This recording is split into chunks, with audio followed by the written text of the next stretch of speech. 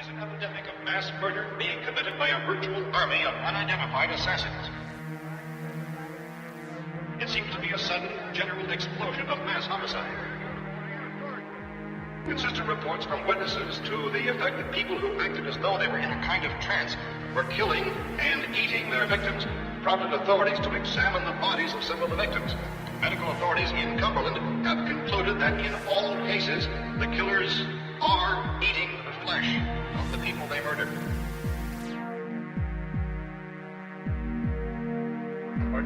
Incredible as they seem, are not the results of mass hysteria. First eyewitness accounts of this grisly development came from people who were understandably frightened and almost incoherent. Officials and newsmen first discounted their eyewitness descriptions as being beyond belief. However, reports persisted. Medical examinations of some of the victims bore out the fact that they had been partially devoured. I think we have some late word that's just arriving, and I'll interrupt to bring this to you. This is the latest disclosure in a report from National Civil Defense Headquarters in Washington. It has been established that persons who have recently died have been returning to life and committing acts of murder. A widespread investigation of reports from funeral homes, morgues, and hospitals has concluded that the unburied dead are coming back to life and seeking human victims. It's hard for us here to believe what we're reporting to you, but it does seem to be a fact. When this emergency first began, radio and television was advising people to stay inside, behind locked doors for safety. Well, that situation has now changed. We're able to report a definite course of action. Civil defense machinery has been organized to provide rescue stations with food, shelter, medical treatment, and protection by armed National Guardsmen. Stay tuned to the broadcasting stations in your local area for this list of rescue stations. This list will be repeated throughout our news coverage. Look for the name of the rescue station nearest you. Make your way to that location as soon as possible.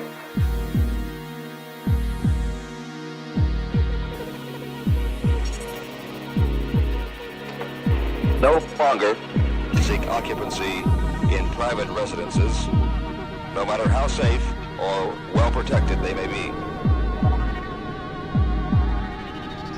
They use everybody maybe 5% of the food available in the human body. The kind of thing. With that small amount, the body is usually intact enough to be mobile when it revives. What are you saying? I mean, you science. Dummies! You're suggesting... Dummies! Dummies! Excuse me. Listen, quiet. One wonders whether it's worth saving. Why don't we drop bombs in all the big cities? You're probably serious. I'm deadly serious. What are the choices? They won't run out of food, young lady. That's the problem, you see. And they won't run out of food while we're still alive.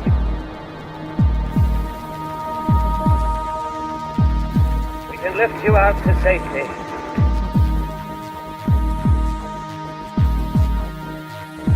Please answer my call if you can hear me.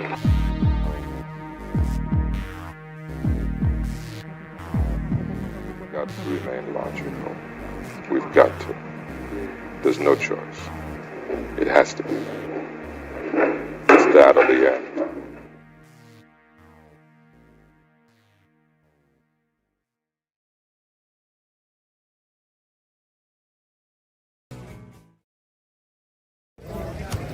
Hey, it's Greg Nicotero. You are, or if you're not, should be watching Alpha Romero on YouTube.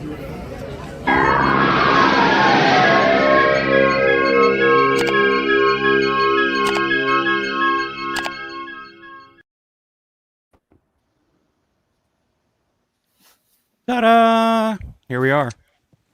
Hello. How's it going, everybody? Some pretty bitches. Pretty good. Good-looking sons of bitches. How's everybody doing tonight? Man. Happy Saturday night, everybody. It is once again. I'm back. I know I just did 3 hours a couple of nights ago, but goddamn, y'all can't get rid of me. I'm like a bad case of the crabs. I will always pop up, and you will never. When you least expect it. When you least expect it, here I am again. Ta-da! But tonight I have some friends with me, so you don't have to just look at my mug all night. You all know most of these people. We actually have some female international representation tonight, finally on the channel. I know you guys are used to the middle-aged white guys coming on here talking about Romero, but by God, we got a middle-aged white woman with us tonight, all the way from Canada, the Great White North. So I'll introduce her first. Everybody, welcome Miss Michelle Parsons. Show. What's up, Michelle? Hello. Hey, how's it going? How are you doing? Saturday.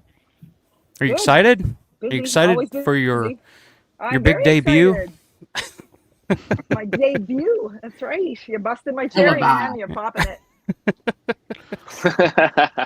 Well, I'm very happy to. It's my pleasure. But the next guy next to Michelle, his cherry was popped many years ago. But we have him here anyways. Mr. Will Phelps. What's up, Will? What's up? Good to see. I like the lighting in the room. I know you were telling me about that. It's too bright. It's too fucking bright, so you can't really see my shit. So I know it kind of looks like you're in like a deep, dark laboratory somewhere, and you got some secret shit going on back there behind you. got a glory hole back there. Oh my God!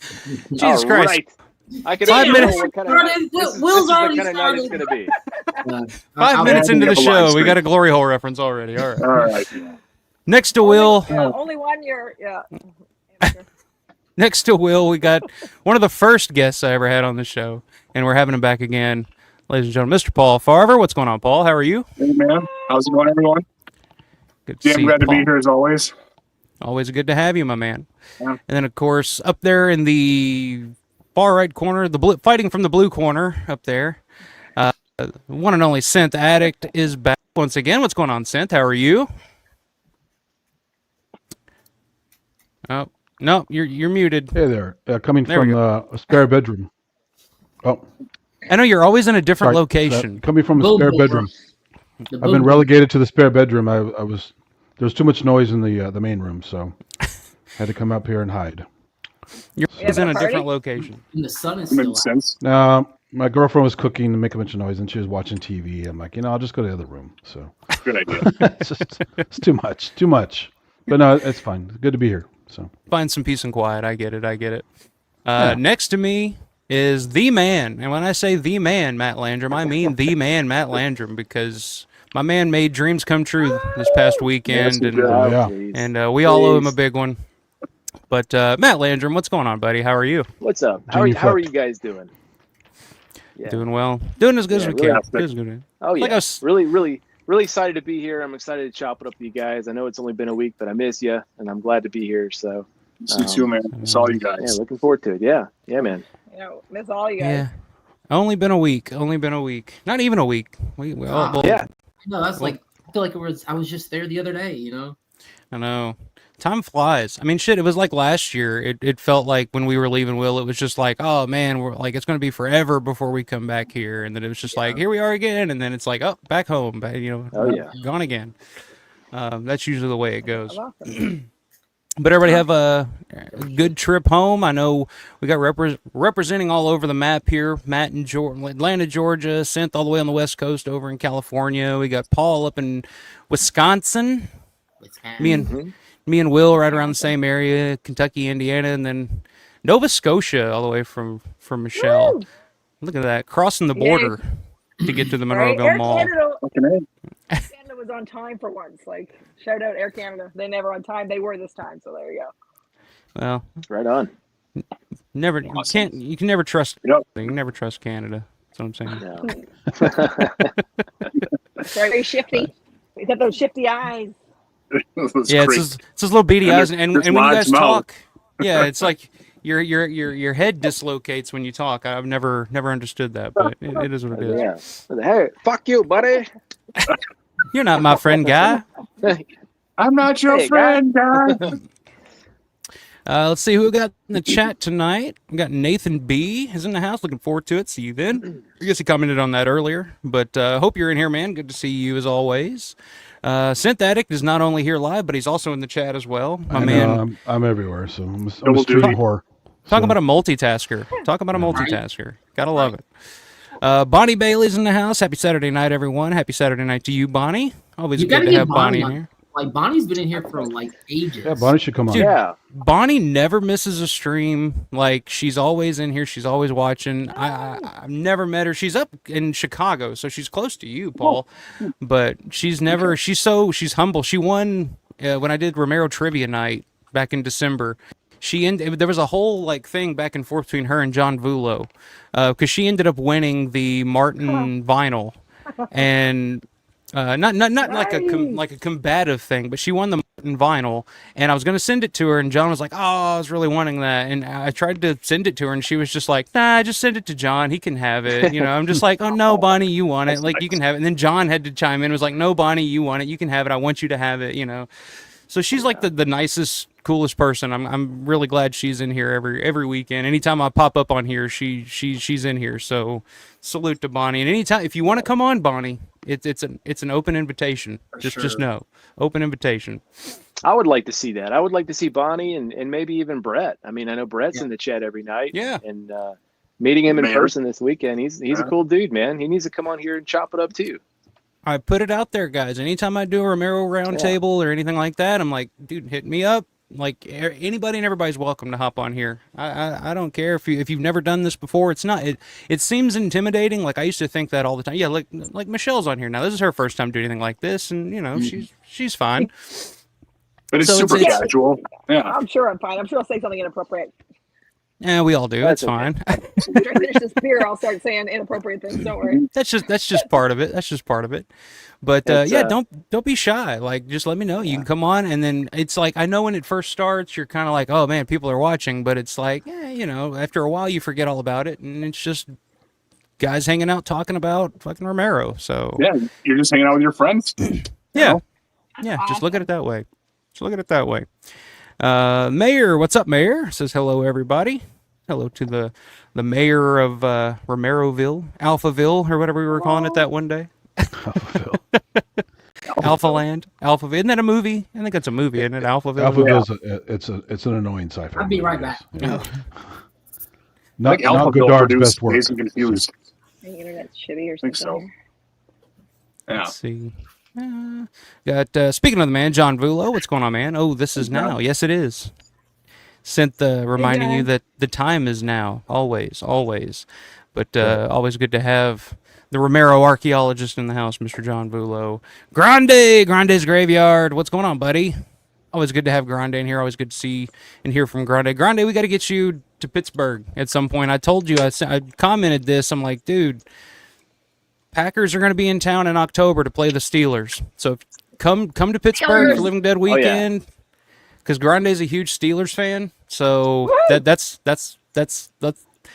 makes the most sense, Grande. So we got to make it happen. We got to make it happen. Dude, listen. I didn't go to Braddock this year just because I knew Grande wasn't coming. So fuck you, Grande. I need you in Pittsburgh, man. So next year, Grande's coming to Pittsburgh. We're hitting up Braddock. We got to get that's the goal next year. Get Grande to Braddock. That's what it is. You got to go to Braddock when I was there at the wee hours when it's like not a nice place. Yeah. No, I don't want to do that. that was terrifying, Santa. I think it was Thursday night. You messaged me and you were like, we were sitting there, like we'd just gotten to town. It was dark and rainy, and you were like, well, I'm headed to Braddock, and it was like 9:30, 10 o'clock at night. I was like, I don't know if that's a good idea, man. I had a helmet and a flak jacket on, I was ready. So hauling ass to Braddock. Yeah, Braddock or bust. We got PMC's Midnight Movies in the house. What's up, PMC? Nobody does zombies like Romero. I mean, that's true. The man invented the whole goddamn thing. So can't argue with that. Stephen Ustrack Jr. Howdy, campers. What's going on, Stephen? How are you? Hey, did you say John Vulo was in here? Yeah, he's in here somewhere. Okay, man. What's that? Wait. Hold on, before we get to Brett. John Continue, please. Vulo is like my hero right now. I mean, because I'm getting to see all this shit and I'm loving it. Oh yeah, that's cool. Yeah, I think John is like everybody's hero right now. Yeah. Well, and Dave King, of course. Come on. Oh yeah. Dave King is now a meme king. He's on top of the fucking world, man. Dave King won LDW this year. Yeah, Dave King is now forever infamous associated with Legend. this year's Living Dead weekend. Legendary. I was actually we took our daughter to Elite Air, which is like a trampoline park today, and they had those massage chairs. And I was like, I looked at it, and the first thing I thought of was like Dave King. I was like, I got to try one of those. Like, I've never tried one out. And I was like, all right, I'm gonna try one of these out and see what it's like. And no shit, like man, after a while, like I totally get it. I was like, fucking out of it. It was like something out of a Cronenberg movie because it's just like this giant machine like massaging you, and it's like I could almost feel the chair saying like submit to me, and I'm just See you in Pittsburgh. Yeah. Yeah. It's like Videodrome. It's like, yeah, exactly. I was like becoming one with the chair after a while. Yeah. So I totally get it, Dave. Let's see who else we got. Speaking of the man himself, Mr. 1911 Guitar Dude, Brett Aitken. What's going on, Brett? Hope you're doing well. I don't know. Are you back from Pittsburgh yet? I know you were in Latrobe the other night, so I don't know if you guys are back home yet or not. But hope you're having a great time, man. I hope you really, really enjoyed it because that was a long time coming for you, and I know you'd been wanting to do that for years, and that was like your dream trip. So I'm glad you guys finally made it. Hope it was worth it. PMC's Midnight Movie says if your purchases in store total $5 in the next half hour, you'll get a bag of hard candies free. I told hard candy. I think I mentioned it to Larry. I was like, dude, you should do that at your booth next year. Just have if your purchase is more than $5, just have a little bag of hard candies to give out to people. Yep. I think people would dig that. Will Wellflee's in the house. What's going on, Will? Says, what a motley crew. Ain't that the truth? Up, man? I think it's the first time I've seen Will's name in here. Good to see you, man. So. Yeah.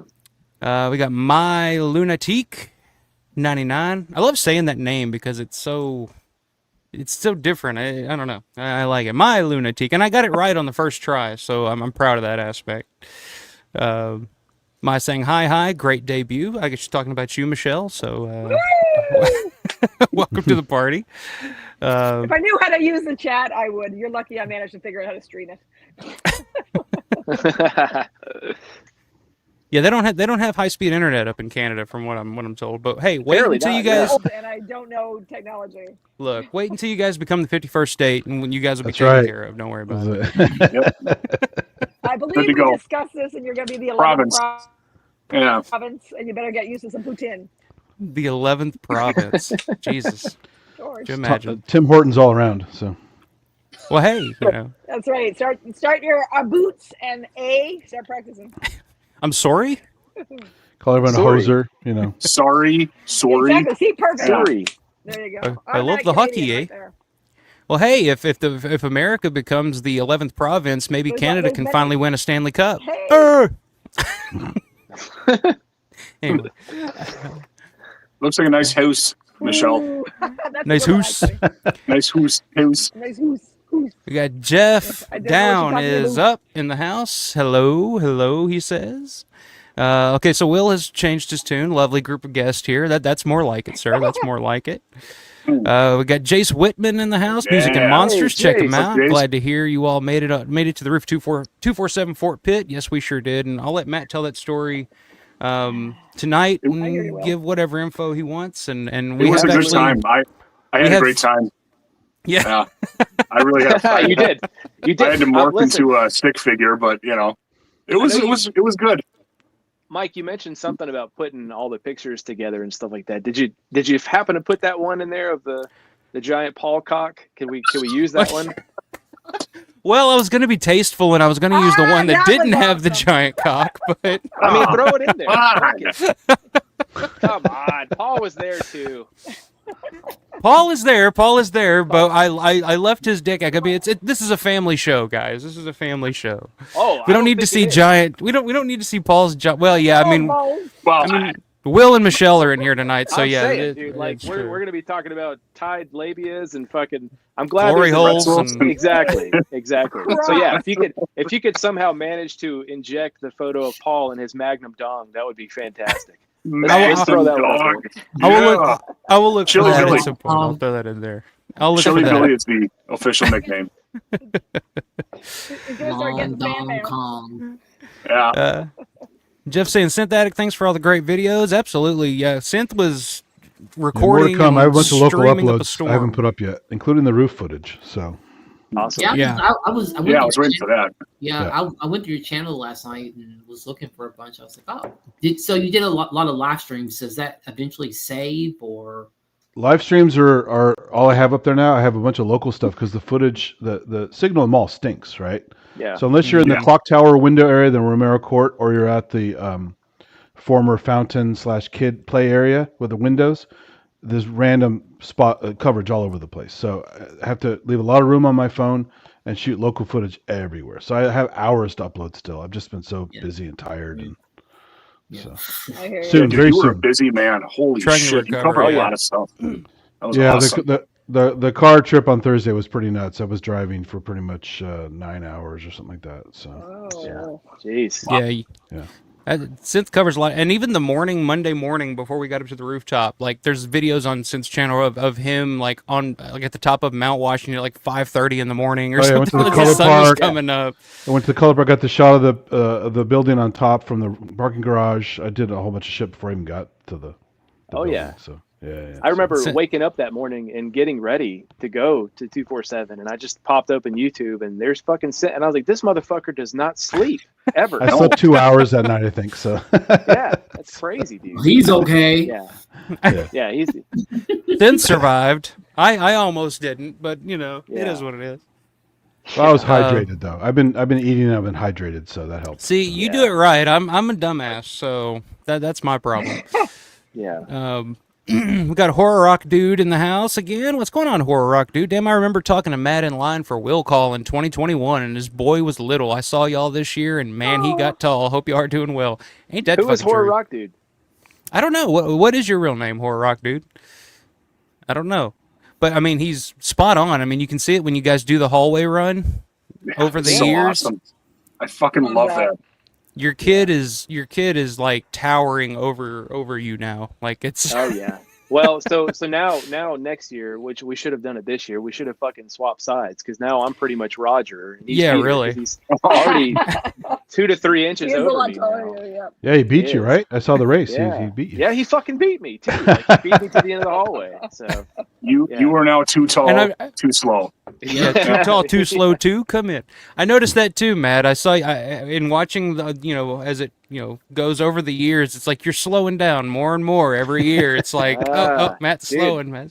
So wait till you hit 40. I'm telling you, man. As soon as I fucking crossed the line, my bones started hurting. Shit started slowing down. My back hurts more.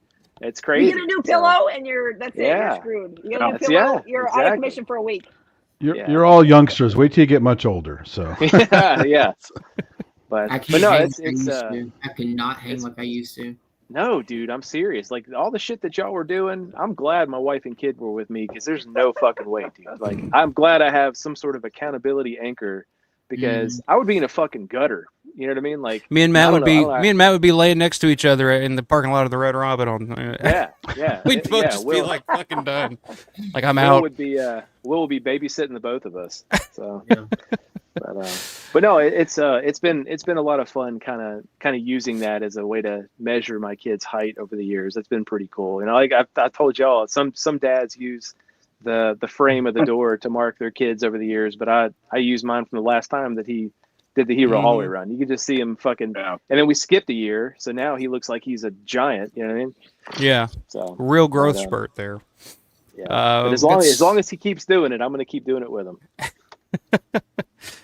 Well, eventually he's just going to be wheeling your ass down the hallway at some point. That's well, I don't know, man. I don't. In the garden cart, yeah. Well, sadly, I don't mean to bring it down, but I don't think the mall will be there long enough for that to happen. So, That's what I was going to say. Yeah. Stugas, what's going on? Stugas Dive. Hello, friends. What's going on, Stugas? Let's see who else we got. Brian, what's going on, man? Brian Stahl is in the house. Yo, I ran into Brian on Sunday. I'm sorry I didn't see you more on Sunday, but I was actually trying to catch up with Larry's tour on Sunday when I ran into Brian. We talked for a couple of minutes, but yeah, it was good to see you, man. It was really cool to see you. Hope you're doing well. I hope you had a good time. Brian's actually in the Pittsburgh area, so I think he probably just stopped by and then went home after that and was just like, yeah, because I forget whereabouts in the Pittsburgh area you're at, but you're like 10-15 minutes from the mall, so that's very convenient. Jealous. Yeah, but it was good seeing you, man. It really was. Right? Got Grande's Graveyard saying, great panel, great people. Hope you all had a great LDW. Yes. Like I said, we're going to get you there. We're going to get you there next year. Always the best. It was the best. The best. Fucking I perfect. agree. Yeah. Every year Missed it's you, the Grande. best. Yeah, you think that every year it's like, wow, this is going to be hard to top. And then it's like, I don't know. And It's then like it the does. more, but I think it's the more you go, the more people you get to know and the more, and it's like, That's it's, it. you know, it's it's the reunion aspect of it. You know, it's like seeing everybody that it's like all of us are from different parts of the country, the globe, you know, Northern America or whatever, you know, but it's like we all get together in this one spot once a year for a few days. And it's just, you know, it's hard compared to beat. last year, I hardly saw any panels. I was too busy talking to people everywhere. Yeah. This year I didn't get to see any. Yeah. I didn't see any either. I didn't either. I hardly like got any signatures or anything this year. Right. Yeah. I only got a handful. Dude, the time just goes by too fast. You can't do everything, and before you know it, you gotta fucking get to the airport, and that's fucking it. God, it You gotta sucks. take more vacation next year, Paul. Take Oh, more vacation absolutely. I'm already planning it. Yep, I've already got a list going. So yeah, taking 2 I've weeks already- next year. Yeah, I've already rearranged my October vacation. I was taking vacation October, but I told my manager yesterday. I said, "Listen, I'm gonna be switching that up." I said, yeah. See, 19, here we are. 1911 Guitar Dude says, I'm back home, but got to see the Tales from the Dark Side Bridge as my last stop. Glad I was in my Forerunner.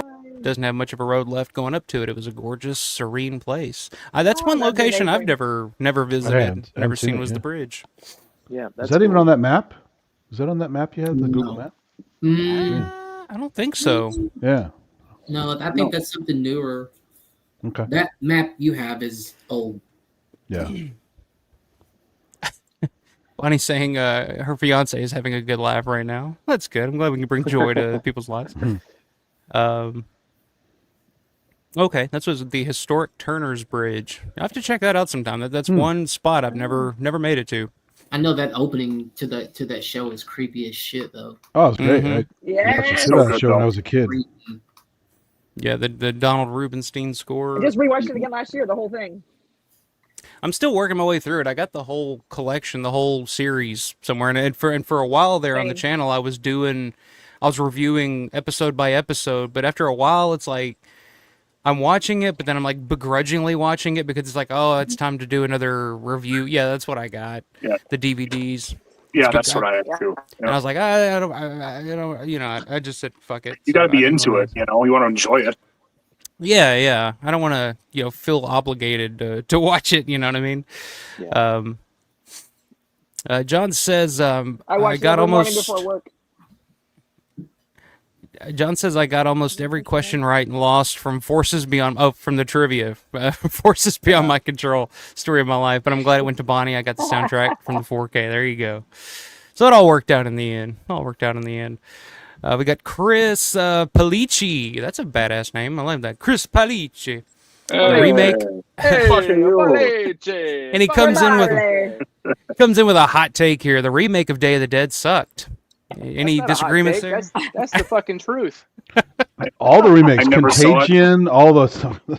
Never had any intention to see it. Just looks like a big pile of fucking shit. So It was. Yes. It was a big giant pile of shit. Yes. Yeah. Horrible. I will say that the Day of the Dead remake is so bad though that it was kind of enjoyable. But I like shitty, cheesy movies anyway. But it was at least like so bad that it was like, how much worse could this get? So it kind of kept my attention in that way. Well, but you see what it does. It's the same. It's the same thing with the Dawn. I'm not talking shit about the Dawn remake. I know that's people have their own opinions about. But when you start referring to films, like if somebody says now, like, "Hey, Day of the Dead," they might think of the new Day of the Dead. That's what you're talking about. You know what I mean? That's sad. So that's why I can't stand these fucking. And remakes. Ving Rhames is in both movies. He is. Yeah. That's right. Yeah. was the Day remake the one where they had like was it vegetarian zombies? Mm-hmm. Bub was a vegetarian in the Day Oh, remake. yeah. That's And he was like a hipster or something too. I don't know. oh. I think Steve Miner directed it, right? The Friday the 13th Yes, guy. he Yeah. did. He did. Holy shit. Yeah. Yeah. Piece of shit. And it had a pretty, like, it had Mina Savari and Nick Cannon, Ving Rhames. I mean, it had a name cast. Like, it sounded like it was going to be great, and then it was just a complete shit stain. I mean, I don't know, terrible. Yeah, I mean, it couldn't have been worse. I had it once upon a time, but I think I threw it out or I donated it. But you came to My your brother senses. gave it to me for a Christmas gift. Well, I was like, Just use it as a frisbee. Just watch that zombie extreme pestilence movie, and that's good enough. So I'd rather watch Semi-Pro with Will Ferrell. Yeah. And that's not a good movie. Semi-Pro. That's a random fucking movie name drop. Yeah, it just came to me. Chris Polici says, any updates on the new Night of the Living Dead? Are you talking about the new Tom Savini 4K that's coming out? Or, because I don't think there is a new Night of the Living Dead movie that I've heard of. Maybe the sequel that everybody was concerned about, the Night of the Living Dead Part 2 with the Day of the Dead cast. Yeah. I don't know. Yeah, I've heard so many people ask me about that. It's like, when's Yeah. Night of the Living Dead 2 coming out? I'm like, it's not happening. Not I mean, the happening. whole thing, there was like the little teaser trailer, and of course, it had Lori and Jarlath and Terry in it. And it was just, to me, like, it was just a teaser trailer. I'm pretty sure this is what it was, but it was a teaser trailer to kind of garner some interest and raise a little money to get it made. And I don't think they really raised the money that they were hoping to for it, so it just never happened. Tom was talking about the upcoming 4K in one of the panels. So yeah, I mean, I saw Dawn of the Discs. I think it's October is when it's coming out on the 4K is coming out. So yeah, they went up for Halloween. Yeah. I don't have a 4K player, so I don't know if I'll get to watch it. Well, what? Get with the program. Well, it's time, Will. It's time. Yeah, but don't they typically release 4K with Blu-ray too? I mean, it's usually Not always. Some of them still do, yeah. Yeah. Not Arrow. Arrow's not doing Blu-rays anymore. Yeah. Oh, I don't yeah, buy, that's true. If I buy physical media, it's like VHS. That's the only thing I buy. Yeah. I'm going back to the 80s. Fuck all this shit. Fuck this, you know. I'll stream it or I'll buy it. High digitally. def. It's 1080p. What does that even mean? Get some 16mm films and stuff. You know, so. I'm with you what though, need Will. to I pretty much anything that I buy nowadays, I just buy on VHS, like old shit. I Yeah. don't really collect a whole lot of new, like 4Ks and Blu-rays and shit. You know, Well, here everything's and just there. it's gotten so damn expensive now. Like, Yeah. it's like that Well, Dark the Half 4K. Like, I helped on that, and it was just like, I don't really want to spend $50 on that. Yeah, well, I was like, but this Jesus Christ. That's the thing now too, though, is that like, okay, well, it comes with a slipcase, and now it's 10 extra. But fuck y'all, man. Like, I don't care about the slipcase. You know what I mean? Why would you charge? I mean, extra does it have money different for- extras? You know, that's a big selling point. Yeah. Now imagine your $50 is really like my $75 or $80. Yeah. So Yeah, that's fucking crazy. The sad thing is the VHS is the only way to get the original film sometimes because the director cuts take over the market, Yeah. and you cannot get the unadulterated version except for VHS.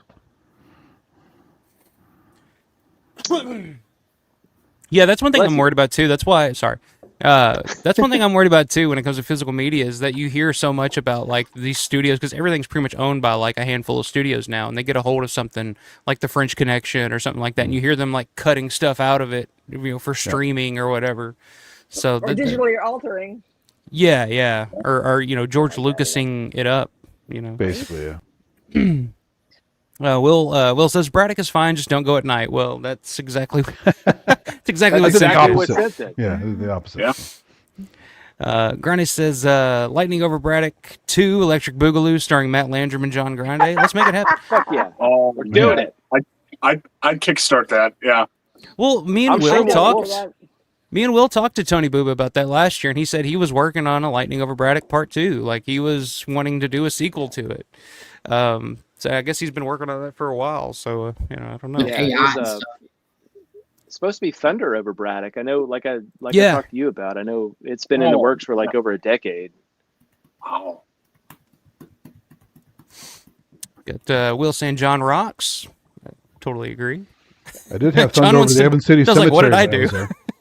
There was Thunder and Lightning over there. A little bit behind. It's cool. Let's see, Jeff saying Dave King is awesome. I agree with that. Oh yeah. Dave was one of the guys there that was watching me crumble. So, and he was very, very cool at the time. So I appreciate it. Yeah, he's a cool guy. At least you got a CT scan out of the deal. Yeah, we'll see what the bill is on that one, but yeah, I we'll was see. wondering that myself. I was like, ooh. This ain't Canada. This ain't Canada, honey. Right? Nobody can could, charge for that CT I did last night. That's all I gotta say. If we want health, we have to take out a loan or go into bankruptcy or whatever. Right.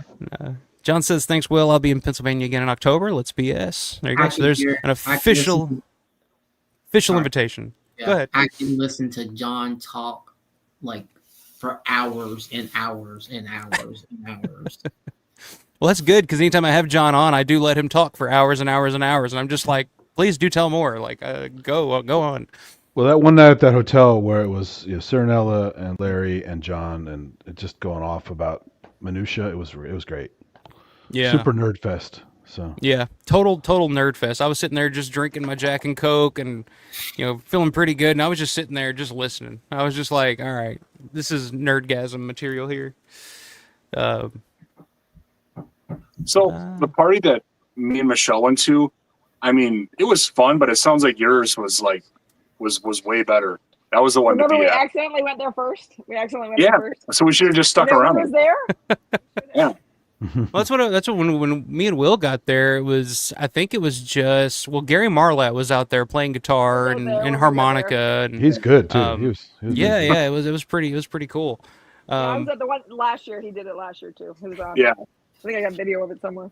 It was giving very Knight Rider-ish vibes. I mean, that's Knight Rider-ish. Yeah, like it was that kind of stuff. Yeah, we're talking about that. That's what it reminded me of, is what it would have sounded like. Yeah, well, it's like that signifying scene. What's the signifying song they sing in Knight Riders? I'd rather be a wanderer. Signifying monkey? No, the signifying monkey. Yeah. Where they're all drunk. You better not monkey with me. That's it. Yeah. That's pretty much what it was like. Yeah, it was really cool.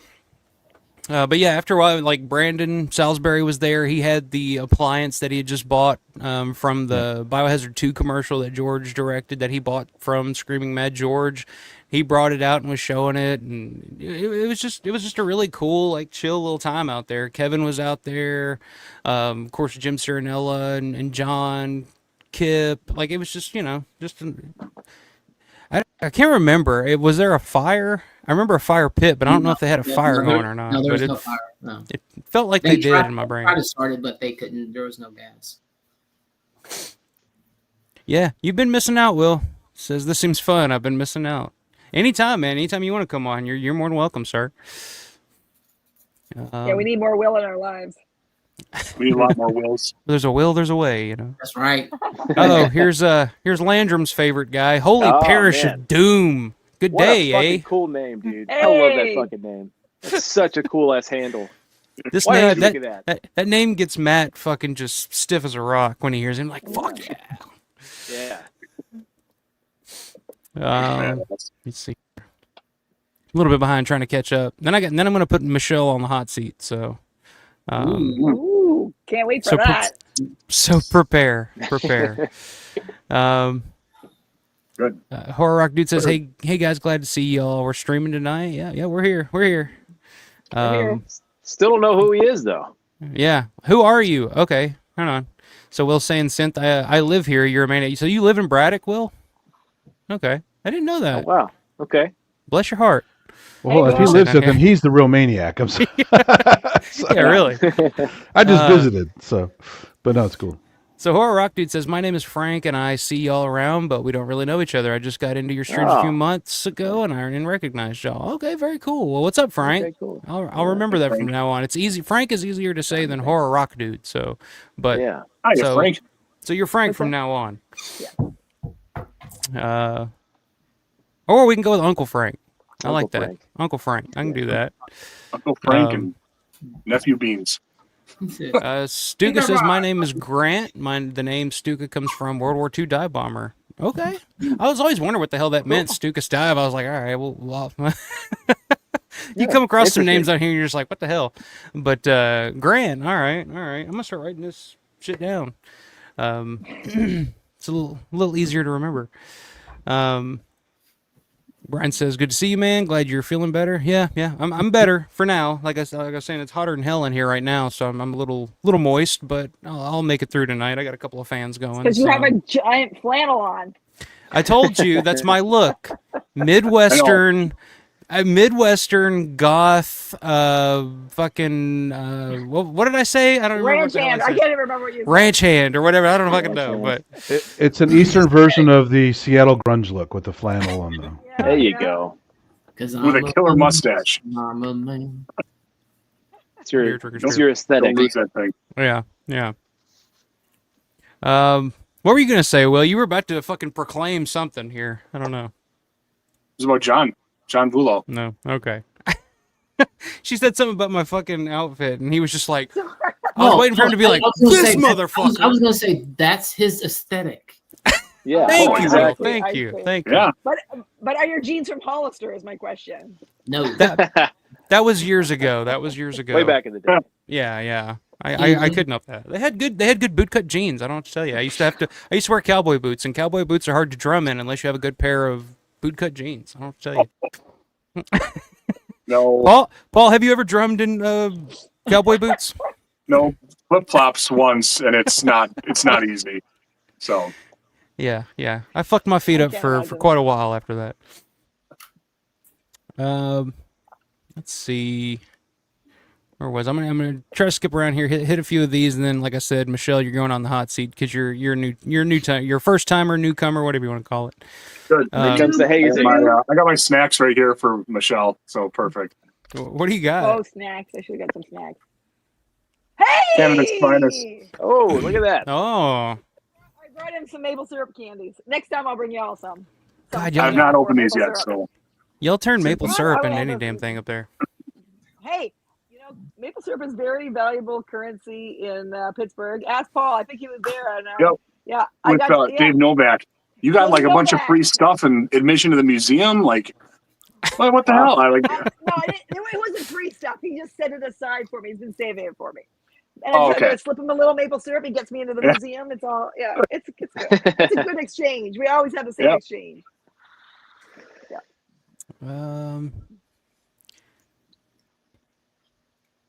Let me see. John saying, Will, I literally bought a 4K TV and Xbox Pro for one film, Dawn of the Dead. So there's no excuse, Will. There's no excuse. I literally almost did that. That's what I need to do as well. I'm behind the times, so. Like, do you know how long it took me to watch the extras? Well, didn't somebody eventually ended up putting them on YouTube or something? I think that's how you got to see them. I was like, oh, I think so, yeah. Steven says, finally a foreign invasion I can get behind. Hello, Michelle, the prettiest girl I've seen come out of Canada since Trish Stratus. Damn, that's high praise. Wow. I hope I hope that's a big compliment. Thank you. I hope you like Dawn of the Dead at least. Do you like Dawn of the Dead, Michelle? Dawn of the Dead at least. Let's see. We got Dawn of the Dead. At least. We got Dawn of the Dead. We got Dawn of the Dead. We got Dawn of the Dead. We even have my original VHS I bought on my 18th birthday. Yes, it's my favorite movie of all time. Yes. It's my favorite of all. I love it. Love it. It's so awesome. Well, I guess now that he's asking, Michelle, I'm going to put you on the hot seat. All right. It's 10 questions. 10 questions with Michelle. Answer them. Jesus. Since you're a newcomer, answer them off the top of your head. You can go into as little detail or as much detail as you would like. But are you ready? I am ready. Damn, I was gonna have some music to this, but I'll do that next time. You know, Mark? Hey, did you get that sound bite? Real quick, did you get that sound bite? Oh, I might play that later. I'm gonna wait and see if Larry comes in here, but I'll play that later. All right, 10 questions. Are you ready, Michelle? Oh, you're frozen. Are you there? Make sure. Fucking Canada. That fucking Canadian dial-up. All right. All right. Question number 1. Favorite Romero film? Favorite film all time, actually. You said what did you say? You dropped off there for a second. Oh, I said Dawn of the Dead. It's my favorite film of all time, actually. Okay. All right. That's what. Good answer. Good answer. Good answer. Good answer. We approve. I got one right. 1 for 1. Question 2. Least favorite Romero film? Evil Eyes. Two Evil Eyes. Yep. I'm with you on that one too. You're 2 for 2. I have Two Evil Eyes is my least favorite Romero film too. I still like it, but it's my least favorite, probably. Yeah. I don't even like the fucking thing. Low. Yeah. I don't even like it. I love Dario Argento and I Wow. love George Romero, but I cannot sit through that fucking movie. It's just like, ugh. Yeah, Does not work they for missed me. the mark on that one. Yeah. I don't know how, So but not they not a somehow fan did. at all, huh? You don't like it at all, not one bit. I mean, as much of a fan, I mean, as a diehard Romero fan, as much of a fan of a movie as I can be, but like, it's just no, like, there's not like Savini's effects in it are pretty good, but I mean, outside of that, I'm just kind of like, I don't know. It's just it's George and Dario. It should be a fucking 10 out of 10, but it's just it's not at all. You know. It felt like extended episodes of that's Tales how from I the feel Dark it. Side. So Yeah, I can see that too. Yeah. But it just missed the mark. Yes. Like, yeah. And I mean, Totally.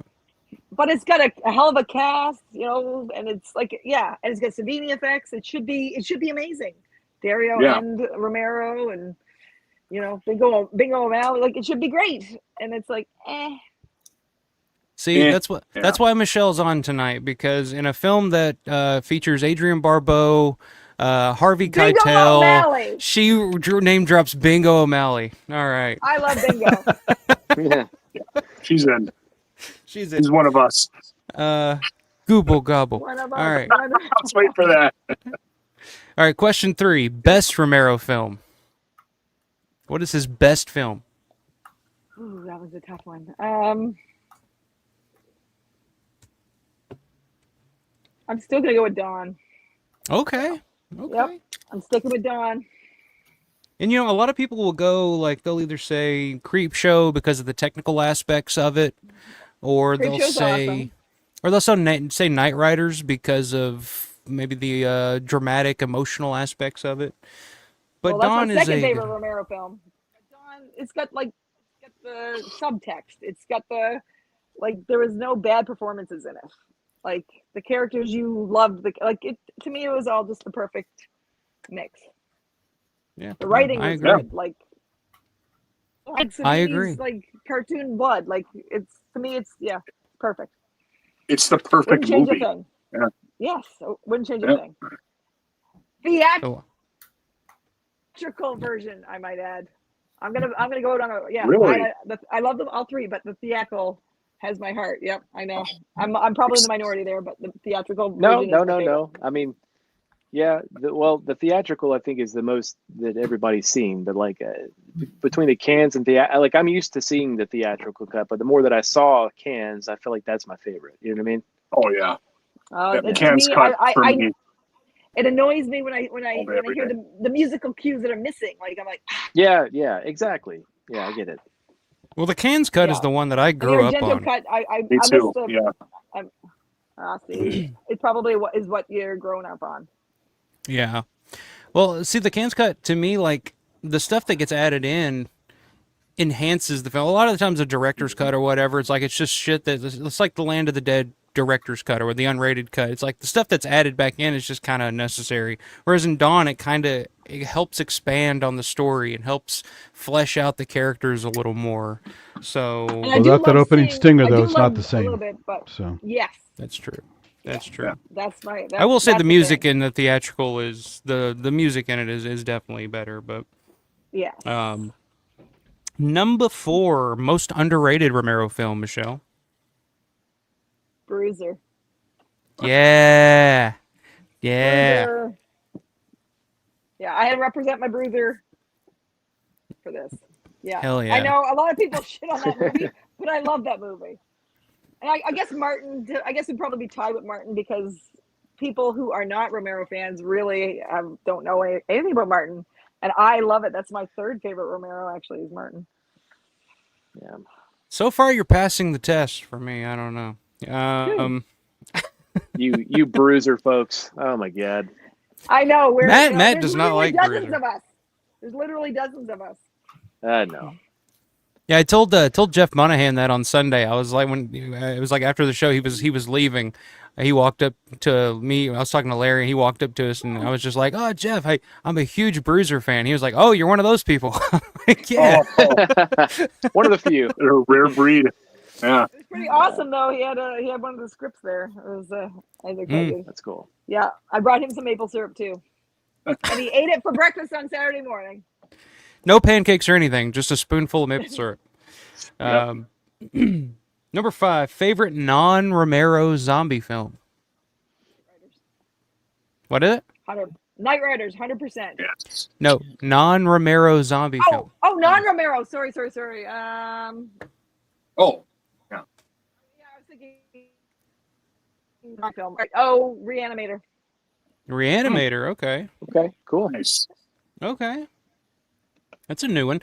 Nicoteros was because he was in the chat when I asked, I think Ed this. Nicoteros, I thought it was an interesting response, but children shouldn't play with dead things. Have you seen that? I've never seen it, but it's on my list. I really want to see it. Yeah. That was an interesting. Bob Clark, Black Bob Christmas. Clark. I said it's Bob Clark. Yes. Porky's. Yeah, I love Bob Clark. A Christmas Story. Come on. A Christmas Story. Oh no, yeah. Porky's and then A Christmas Story. Daddy's gonna kill Ralphie.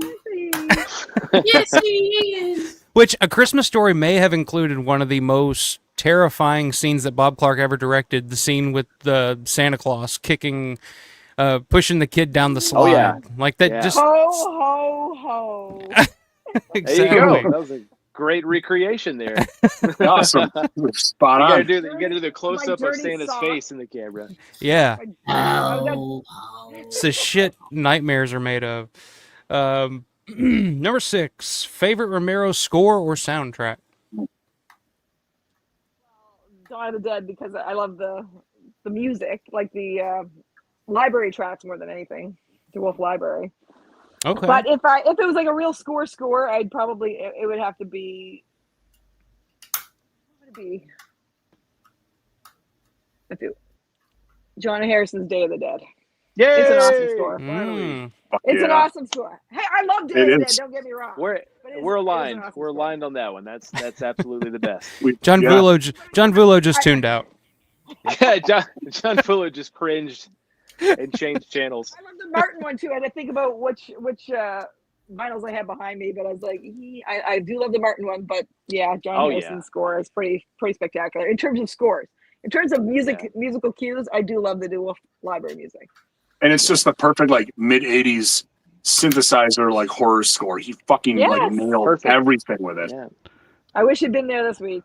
What do you like more, the instrumental parts or the Spuzzy Sparacino tracks? Instrumental. Yeah. Definitely. Take me to the world. Inside your eyes. If tomorrow Gets me. comes. Yeah. Go on, keep Gets going, into keep feels. going. Let's see, where the hell were we? Question 7. What was your first introduction to Romero's films? What was the first thing you remember seeing? Dawn of the Dead. My brother had it on VHS. Which is, maybe that's why it's my favorite, but he did have it on VHS, and I watched it probably, I'm trying to think of how old I would have been. 14, 15 maybe? Something like Okay, so a fairly appropriate age. Yeah. I know. I made my daughter watch it at 11. I was like, now you're 11. Here we go. You're now old enough. Yeah. Yeah, I made her watch all the classics. She watched Evil Dead. And of course, there's the tree raping scene. And she's like, what kind of movie am I watching? I said, listen, it's a classic. Just keep watching. Yeah. I'm like, yeah, I have a Mother of the Year award around here somewhere. Just stick with it. We're watching Last House on the Left next, so Right? Oh we're my gonna. God. I have that here. I have that here too. Serbian film. Yeah, Oh, Serbian film, there then we go. Salo. You know, Salo, once they turn 11, you know, the floodgates open. You know. And then triple it off with Martyrs at the end. Yeah. There you go. You got to top it off with Blood-Sucking Freaks. Hey, yeah, yep. So I mean, this is a good. Little Miss Sunshine. And yeah, just a nice little capper. So this is a good segue to question 8. Favorite non-Romero horror film? Romero horror. Oh, The Thing. Ah. I didn't. Yeah. Carpenter's amazing. The Thing. Fuck yeah. Obviously. Perfect movie. Not the remake. Jesus Christ. Well, it wasn't perfect really a movie. remake. It was It more was of a like a prequel, right? prequel. Yeah. Prequel, yeah. Oh, yes, that's true. I never saw it, so there you go. And if they were allowed to use the practical effects, it would have been a lot better, but they did all that CGI shit. So It was. I hate oh, CGI for the most part. Yeah. Yeah. But Robert you imagine- Lee's effects and like perfection. Yeah, whose brilliant idea was it to like, hey, let's do another Thing movie and use CGI? It's like the one movie that's what that's the like kids notorious with physical No, it kids ain't what like. it ain't what the kids like. It's what's That's what cheapest and most like. No, but they already spent all the time working on the practicals. That's the sad thing. They had all the practicals. Yeah, that's true. Yeah. So They just you're threw 'em actually out. right about that, Cynthia. I remember hearing that they were just like, it looks too fake. Let's make it CGI. awful. You know? Yeah. Somebody posted a video, one of the panels this past weekend. Maybe it was you, but it was Nicotero said, like, just because we have the technology to do it doesn't mean we should. Yeah. You know, about like CGI and AI and stuff. I'm like, yes, that's fucking exactly, you know? Although you got to hand it to Nicotero, because I talked to him off camera about this, because his zombie effects for Walking Dead are pretty incredible. And he was the one that came up with the idea of the green screen patches to give practical effect zombies transparencies you can't do with live people. So that's where the CGI comes in and augments the practical in an awesome way, where now you're like literally rotting and transparent shit falling off, and you can't do that with a real actor. So that's the hybrid is really good, actually. It's the standalone CGI that was kind of Yeah, Well, it's you like- can always it's like- tell when you see fake blood or like blood flying. It's like fake so headshot or something. It kills me. Yeah. It kills me. Yeah. Well, it's like George always said. It was like when CGI is used correctly, like to take Gary Sinise's legs off in Forrest Gump. You know what I mean? Like that's when it should be applied. But when it becomes a crutch and it becomes the main draw to the film, like that's when it becomes an issue. You know? No, Nicotero knew to use it the right way, as little patches in the effect to show rotting transparency. All right, question 9. Then favorite, maybe I can explain this. Favorite Romero adjacent film. So by Romero adjacent, I mean like John Russo, Tony Bubba. You know what I mean? Something associated on the Romero family tree, I guess is the best way to put it. I would say, as I'm cheating and looking at my collection right now, I'm going to go with, of course, I put this right in front of all my Romero things. Blood-sucking pharaohs in Pittsburgh. Wow, that's an interesting choice. I've actually never seen that. Me either. What? I watch I it haven't seen every it either. time. I watched it last week. I watch it before I go to Pittsburgh every time. It's awesome. It's got, I mean, Savini's Is that the doing one with Deborah effects. Gordon? It's got Picasso. It's got Deborah Gordon. I talked to her about it. I Yeah. almost brought it down to get signed. It's She said it's she got said I Pat talked to her Logan. about it. I talked to her about it. She had that on her table. She had a sign for that movie. It was funny. Oh. Yes, she did. And I talked to her about it. I said I almost brought this down to get signed, but I was like, I have to draw a line somewhere. I was bringing every other Romero film pretty much down, except Two Evil Eyes. Sorry, but and I almost brought that too. But I'm like, no. But yeah, that's my That's a favorite stretch. Romero adjacent. Well, I'm gonna have to get off my ass and finally watch that, I guess. That'll be one of the next Wednesday night watch-alongs, I'm sure. All right, question 10. This is the last question I always ask everybody. But are you Team Ben, Team Harry? Are you staying up and fighting, or are you going down in the cellar and saying, "Get the fuck out of here"? Team Ben, because he had the nicest ass. When he bends over, I would follow that ass anywhere. I'm sorry. All right. Wow. Right on. I'd buy that for $1. Those pants, those pants. When he The bends over, pants, I'm like, lose them. hello. Look, you have to be honest about what you like. You know, that's There you go. Yeah, I mean that's really all the explanation you need sometimes is who I has the like better that ass. so much. He would bend over when he was doing his stuff, and I was like, hello. I was like, yeah, I'd follow him. I would stay up there and fight just so I could see that butt bend over. Wait, Yeah. are we talking Tony Todd or? No, Dwayne Jones. Dwayne Jones. Dwayne Oh, Jones. all right. Right on. Nice. Have you not noticed that when he bends over in those little like trousers? I was like, hello. Trousers. How did you guys not see I that? don't. Well, that's a first. That's a first for the show. Usually that question goes into a deep discussion about like who was right, who was wrong, and we just take it right into who has the best ass, and I'm cool with it. I'm totally I'll fine put it with this way: I saw it, but I didn't notice it. Come on, right, Will, yeah. back me up here, Will. We'll say, I'm not going to that shit. He's getting red. Now every time I watch Night of the Living Dead, I'm going to be looking at Dwayne Jones' ass. Thank you so much. Oh yeah. Appreciate that. Yes, I'm sure.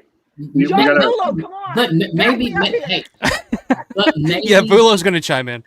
right? But maybe we might see a scene where the back button's buttoned, but then the next scene is unbuttoned, you know? So We must do an analysis of this.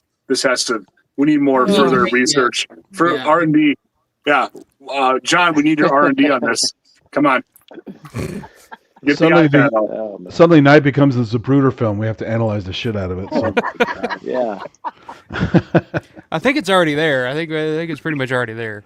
But actually, bringing up Dwayne, you actually, Matt actually sent me something the other day that I thought was pretty interesting. And I know that Paul has just seen it for the first time. I know Will had just watched it for the first time the other day. But Matt, you actually got to visit the Romero archives while you were up in Pittsburgh on Thursday, and you sent me some pretty interesting stuff. And I was like, what does this mean? Tell us about your time at the archives and what you found and how that whole experience was for you, man. So that was absolutely, and if you've never been to the Romero archives, you have got to go. It is an absolute experience. Like I can't even put it into words. I really can't. I can't articulate how amazing it was to be in the presence of all that information and all those items. It was just mind blowing. To be able to touch them.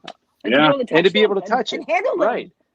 It's amazing. So what you do is you go through the portal, you register, and you request certain items. And when they bring the items to you, they bring them out all in one box. So like, for instance, if I requested a certain script, they bring out the entire box that one script is in.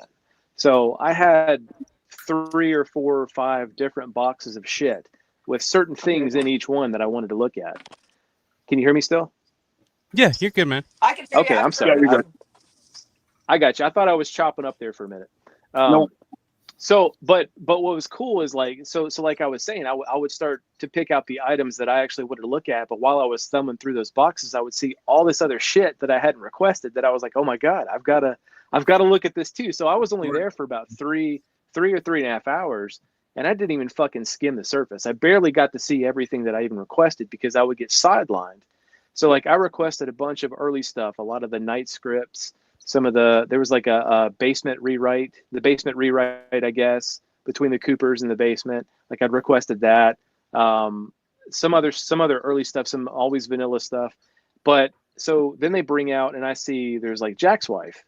So now I'm looking at the Jack's Wife script and I'm seeing handwritten changes and annotations in pencil that George wrote on these scripts. And I'm like holding them up to the light.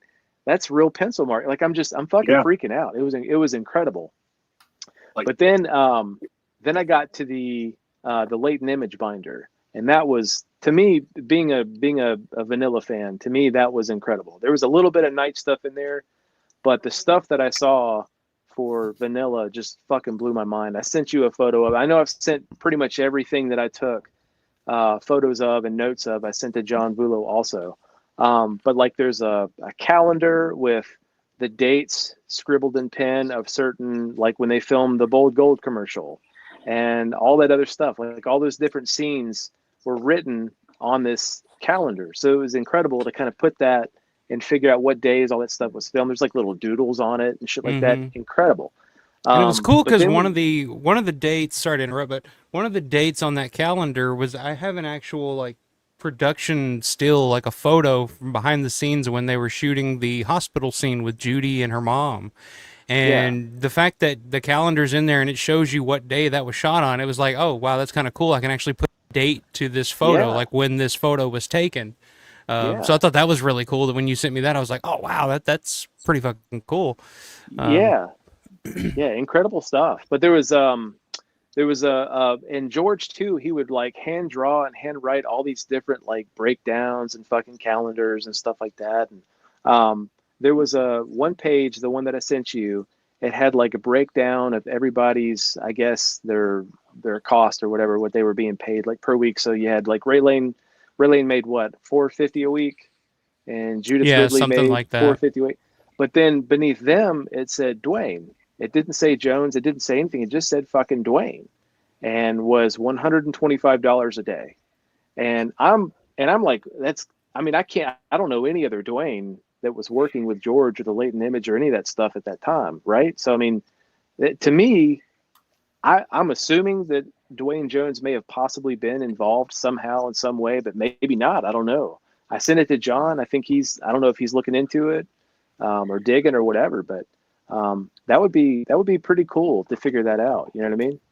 Yeah, could you imagine Dwayne Jones? Like, because what I was thinking with, you had, because on the paper it showed Ray and Judy 450 or whatever it was, and then the 125 was Dwayne. The only other character in that film that I can think of that Dwayne could have played would be the Richard Ritchie character. Yeah. And how fucking cool would that have been if Dwayne Jones was that character, the suave, like, the guy trying to get Judith Ridley's attention, Could you imagine Dwayne Jones in that role? How fucking cool that would be. And it would be a total latent image thing, totally a George thing to do. Would be like, hey, let's cast, let's cast Dwayne Jones in this role as the suave, guy trying to get the attention of, and it would play into the she whole, already like, talked about his ass, interracial so thing. he had something going on there. So. He had a sweet ass. Yeah. He could have pulled it off. But I could totally get the angle right, But I could totally see George just saying, like, fuck it, if it pisses people off to do this interracial thing, like, fuck them, like, I don't care. Dwayne's the guy for this. But I've never heard anything about that. I've never heard anybody say, like, oh yeah, Dwayne was supposed to play this role originally. But the fact that it's actually written down like that, like, because I don't know any other Dwayne that would be associated with that production or anything like that. So I was blown away by that. I was like, because now my brain is like trying to fill in, like, I love Richard Ritchie in it, like, he does a great job in it, but just put Dwayne in that role, and I'm like, that movie goes up a notch. Like, it takes it to a different level, Oh yeah. Are you talking about the guy who's like the director or a producer? Producer or something like that? Yeah. I think his name was Dorian in the film. Dorian. He's the guy that's like, I truly believe that one day the whole world's gonna go out like that and blows out the candle or whatever. Like, imagine Dwayne in that role. Like, how fucking cool of a character that would have been. Yeah, that would have been fucking smooth, dude. But but yeah, that was an incredible experience, man. And I don't know, it was awesome. What was really cool too is while I was there, it's really like Ben. If you ever get a chance to meet Ben, Ben's fucking rad, dude. He's such a wealth of information and so cool and chill and understands the fandom and understands everything. But what was really cool is while I was there was another gentleman there that I met. I think it was like his first or second day. It's a British guy. Julian, has to be Julian. It was Julian. Yeah. So Awesome. this guy, Julian, just the fucking nicest dude you'll ever. He could cuss you up and down sideways and it would be polite. And like, just the nicest fucking, and he was there on his own. He didn't have a car. He was fucking walking everywhere, taking like buses to Monroeville to the mall and shit like that. And just the fucking nicest dude. And we had this awesome conversation and connection. We were trading scripts back and forth. Just the coolest guy. And then we parted ways. And I was like, look, man, maybe I'll see you sometime this weekend. We should compare notes. You know what I mean? Let's talk about it. Yeah, of course. I didn't see him the whole fucking weekend until Sunday night. And then but then I start seeing on Facebook, all of my friends have like adopted this dude and are taking, like, my buddy Byron. Yeah. Byron picked him up off the side of the road and like took him to go by the farmhouse and shit. Like, so it was so cool to see him get to experience this for the first time and get to experience this community and meet all these awesome fucking people and like to get adopted like that and to just be, just to be initiated into the crew like that. I can't imagine how cool that was for him. And what an experience. And that's just sort of like, I don't know. It's just sort of an example of this community and the friendships that you make going to these things. Yeah. How cool was that? So, but and we've been chatting back and forth online too, and like he sent me some pictures. I tried not to take too many pictures while I was at the archives. I think it's like they're kind of okay with it, but they're kind of not. Like, everything. Right. I got like 300 photos. When I was there, there was a couple of guys there, and then I guess they were doing it for like a school project or something, but they were looking at the original Wine of the Fawn screenplay. Yeah. And at one point they were just taking photos of like every page. Finally, Ben had to come over and was like, do that. Let's you can't really do that, but you can take some photo, but not of every page of every script type of thing, Yeah. I pick like the basement scene and stuff from and stuff. Like, Ben's the guy with the long beard, right? Yeah, he's got a big long Yeah. beard. He's got Yeah, like he's like on my. bloods I and have shit. a video of the Garf panel. He's on there talking about. Yeah, he was on the Yes, panel. he would be. Yeah. Yeah. But I'll tell Yeah, you he's this, and what worries me the most is that, you know, I like take pictures, right? But there are some sensitive things in there that, like, for instance, I sent you the photo of that, Mike. I sent you the photo of that auto repair receipt that was made out to George for one of his vehicles that he had during the filming of Vanilla. It's like 1969 or some shit. It was like a 64. What do we say? Cadillac coupe or something like that. Yeah. But it was just an itemized breakdown for an auto repair. But it's just sitting in a folder. It's just sitting in an envelope, kind of barely taped to the inside of this binder. Anybody could fucking take that. Like that's what worries me, especially you know, the more people that go, and you don't want to gatekeep shit, but it's also like, I just really, really, really hope that the people that go to the archives and see this stuff, I really hope that they're respectful with it. And, you know, some people like to take trinkets and take little mementos and shit like that. That fucking worries the hell out of me, because what's going to happen, somebody's going to do something like that and they're going to fucking ruin it for everybody. So, That's true. you know, Well, they'll just have you under observation wearing gloves, basically. So. yeah. So let's hope. Or let's someone hope it sitting doesn't next come to that. you, at the table, hope like not. looking at everything you're doing. Let's hope that anybody that actually goes out of their way to, you know, reach out and make the trip to the archive is actually, you know, decent and respectful enough not to do anything like that. But yeah, you're totally right. It's going to take one person to just kind of say, oh, they won't miss this Polaroid of, you know, behind the scenes, whatever, you know, and it's just to fuck it all up. So I was joking. I was joking with my wife. Have you ever seen Red Dragon? You know, when he gets there and he fucking clubs the archivist over the head and eats the painting. I was like, oh my God, I don't know. The fucking Dawn script. I'm just going to devour it. Right. I know you weren't there that long, but did you get a chance to really kind of read over the original Dawn treatment from like I did. I skimmed through as quickly as I could, but I took bullet points. I have some notes somewhere. Stephanie helped me with notes too. God bless her. She's a librarian. She was fucking drooling to get in there with me, and like my hands were sweating. She was turning pages for me and like writing notes and shit. But yeah. So she, we kind of took notes together, and I skimmed through it as quickly as I could. But yeah, so it's very interesting. It's like just Stephen Fran, right? Pretty much at the beginning. And like it opens up with them fucking for like half the script or something. I don't know, that's all I can remember. But it was it's a different opening. It was like zombie guards, like they're so the zombies are still intelligent. There's like zombie guards or something like that's really all I could remember. I've got notes somewhere, like I said, but yeah, there's like a zombie butcher that's like hacking up meat and handing out to the other zombies. There's a lead. There's like a lead zombie with like an eye missing. It's just like a big gaping. To me, it reads and it feels a lot like the Omega Man with Charlton Heston. Like it feels very much like that. Like where they're ascending upon the mall because they know that the two are in there and they're just like, we have to get them somehow, type of thing. So in that original script, Steve was more assertive, more kind of tough. That's what it sounded like. Yeah, it's what it felt like. Yeah. Well, I always heard that for him was a lot stronger. Yeah. I always heard that George's original idea, because, he wrote that in the early 70s, 73, 74, whatever it was. But that was originally supposed to be Ray Lane that was supposed to be in that role. Right. So, Well, that's why he was making love in the beginning so much. It's Ray Lane, right? Well, yeah, of course. There you go. You got Ray Lane. You got to use Ray Lane to his best abilities, It's most lameness. Yeah. But that's cool. I want to go back to Julian for a second. No, go ahead.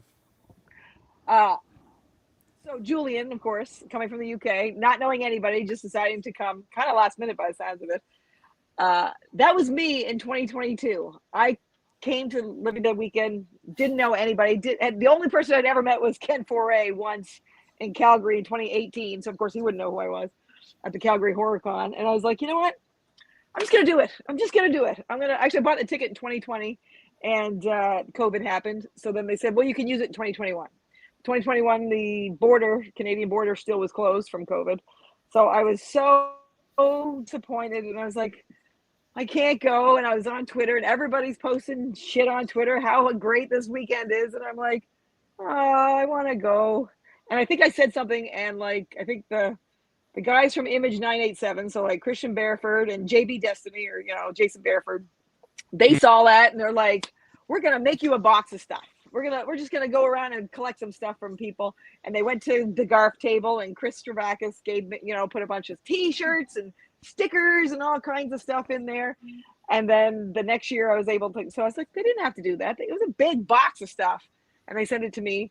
And then 2022, I managed to go down. I'm like, well, I only knew like Colin Corcoran from, Twitter, and like Chris Stravakis and a bunch. And I was like, I don't know anybody, but I'm just going to come down and see what happens. And now look, like 3 years later, I have a family. Like, you guys are all my family. I go down and I feel like I know everybody. Everybody, when I went there, I was Julian. People just, and like embraced me and let me hang out with them. You guys all let me hang out with you this weekend. And it was just, you feel like you belong. You finally feel like this is where I'm supposed to be. Because nobody here talks about this stuff with me. I don't have, friends who are into this stuff at all. So it's like, it's my one time of the year that it's like, it's my favorite time of the year, because it's like, I'm coming home, and it's just seeing everybody is a big reunion. And thanks. I just want to say thank you, guys. Yeah. I was in a wedding. I was in Colin and Ramona's wedding. It was maid of honor. Like, what? I was like, it was a hell of a weekend. I was at Russ Strider's house. Hell, I went to Lori Cardill's house for dinner on Monday night. Like, I was like, she's like, please come. I'm like, I will absolutely rearrange my plans. I was like, yes, I will. I was like, well, what the hell's like teenage me would never believe what's happening right now. That's all I'm gonna say. Yeah, just name drop a few people there. Why don't you, Michelle? See Julian experience that and have that same joy. Hey. Yeah. We're all buddies big now. Big time. Well, you mentioned Chris Stravakis. That guy's amazing. I've been chatting with him on Facebook about music stuff, library music and stuff for many, many months. And when I was at the table this year, it was Friday maybe, he said, hey, have you heard this before? And he had some weird excerpts from Creepshow of dialogue of if you can hold your breath without the effects on the actors. And he also had some other weird line of dialogue of Leslie Nielsen never used on the movie. So he's playing this on his little iPad and stuff, and or phone or whatever it was, and it was just super cool. And I went and I asked Gornick, I said, have you heard those clips of the thing? He goes, no. So he wanted to run over to see Chris Stravakis to hear those clips, because he doesn't remember those clips. So that's crazy. It's pretty cool. Yeah. Chris is the ball of energy, man. Like anytime you see him, he's just like all about it. Like I remember at one point, like he was trying, like I think it was zombie historian, like when he was there with his family and some of the like his kids or nephews or whatever they were. One of them was throwing a fit and was just not having it, and Chris was over there like playing with the toy, like trying to get him to quit. I'm just like, yeah, leave it to Chris to run over and try to cheer up the children real quick. Like he's just he's just the best. Yeah. Matt, did you get to meet him? I haven't gotten to meet him yet. Nope. And that was a regret of mine. Dude, we talk about there's so much shit to do, and so many people to meet. It's like I just didn't get around to it. But Someday I was running around for the wedding because I was like, I want to. But hey, we made it a point to see each other like that.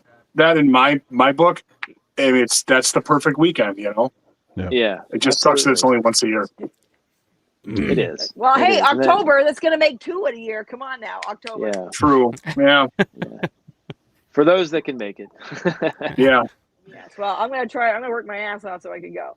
Yeah. Did any of you guys see the Polaroids and pictures there that Chris saved? That he got out of that thrift store? Unbelievable. Right? I went over to his house.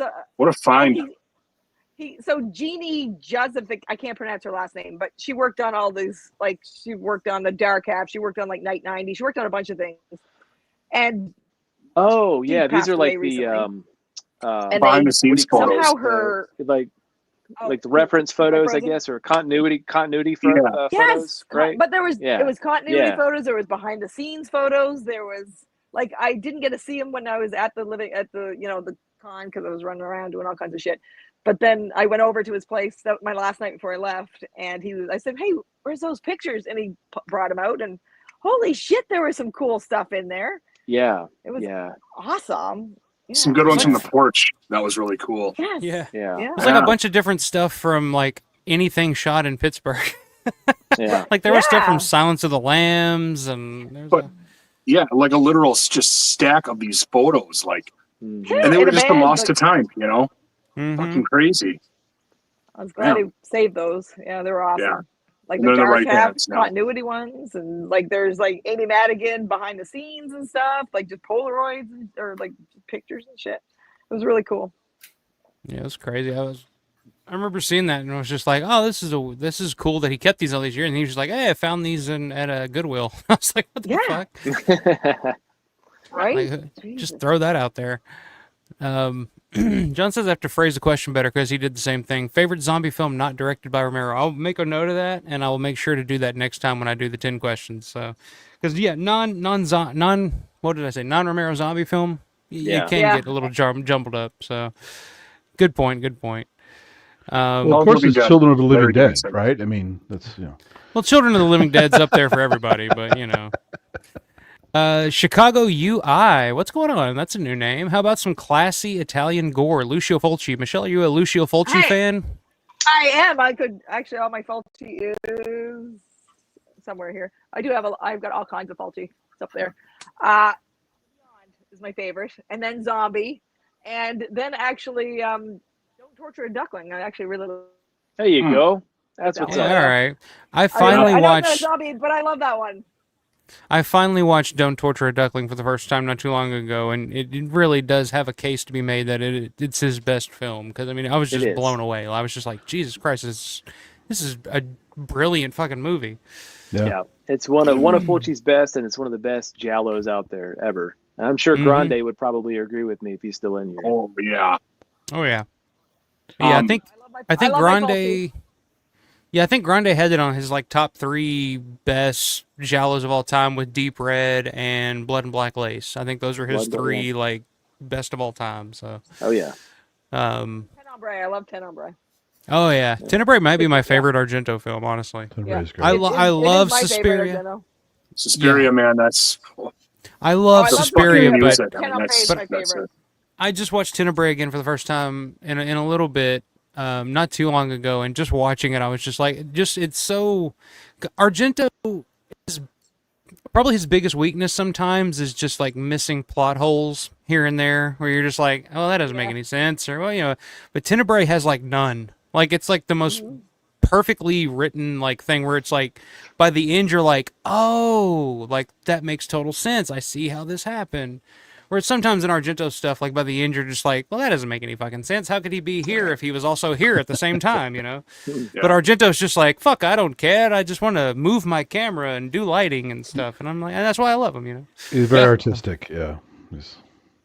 Artistic, that's the word for it. He really is.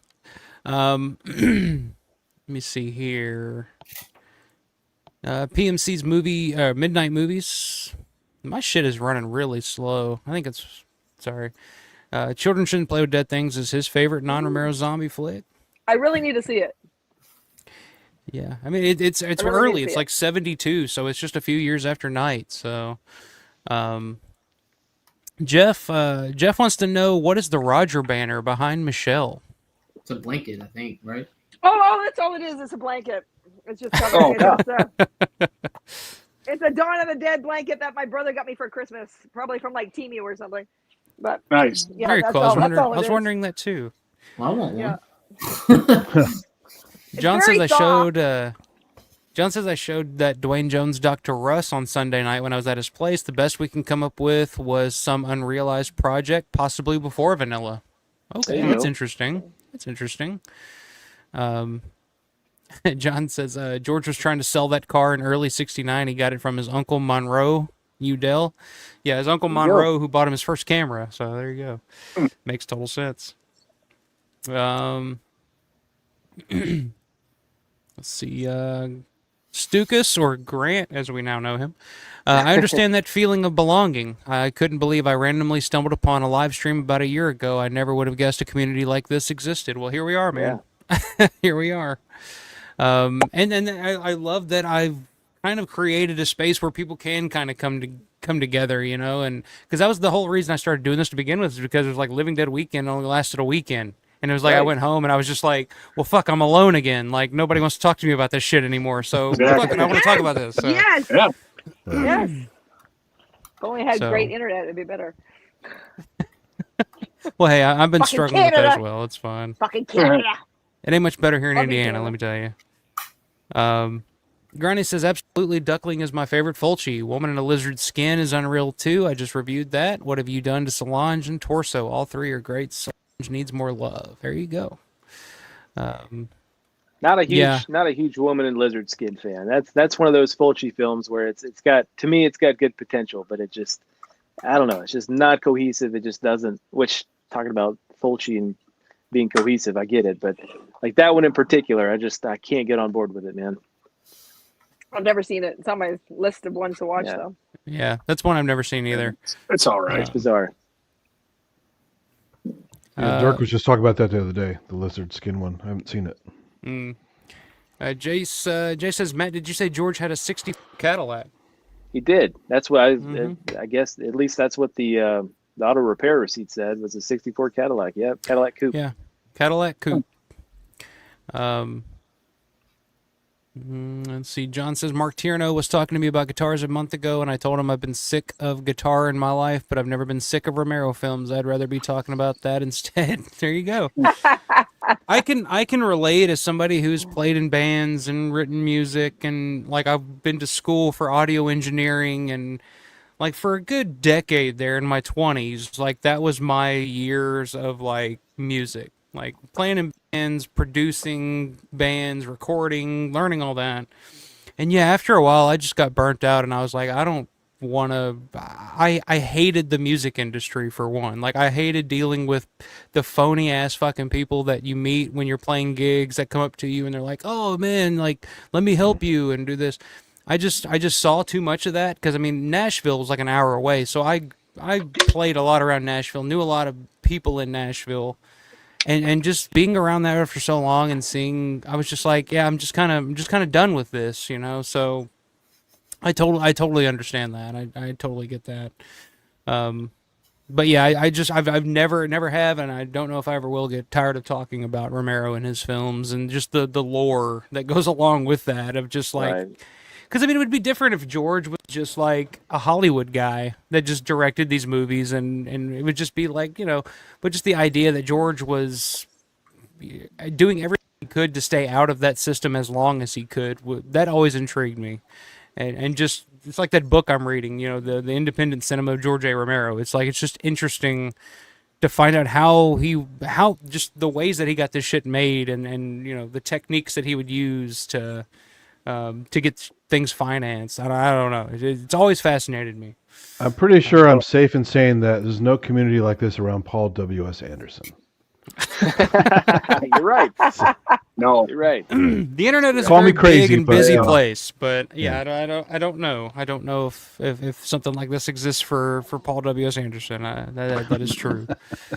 I gotta say, I mean, with drums and Romero movies, like for me, it kind of goes hand in hand, because the Romero movies and Dawn of the Dead changed me as a musician and a drummer, from getting into the Goblin soundtrack and progressive rock and all those bands, you know, from the 70s and stuff. And I would probably choose drums over Romero movies. I mean, I've been a drummer longer than I've been a Romero fan, so that'll always be my number one, you know. You on the wrong live stream, homie. You better get kicked the fuck up out of here. You need to go home somewhere.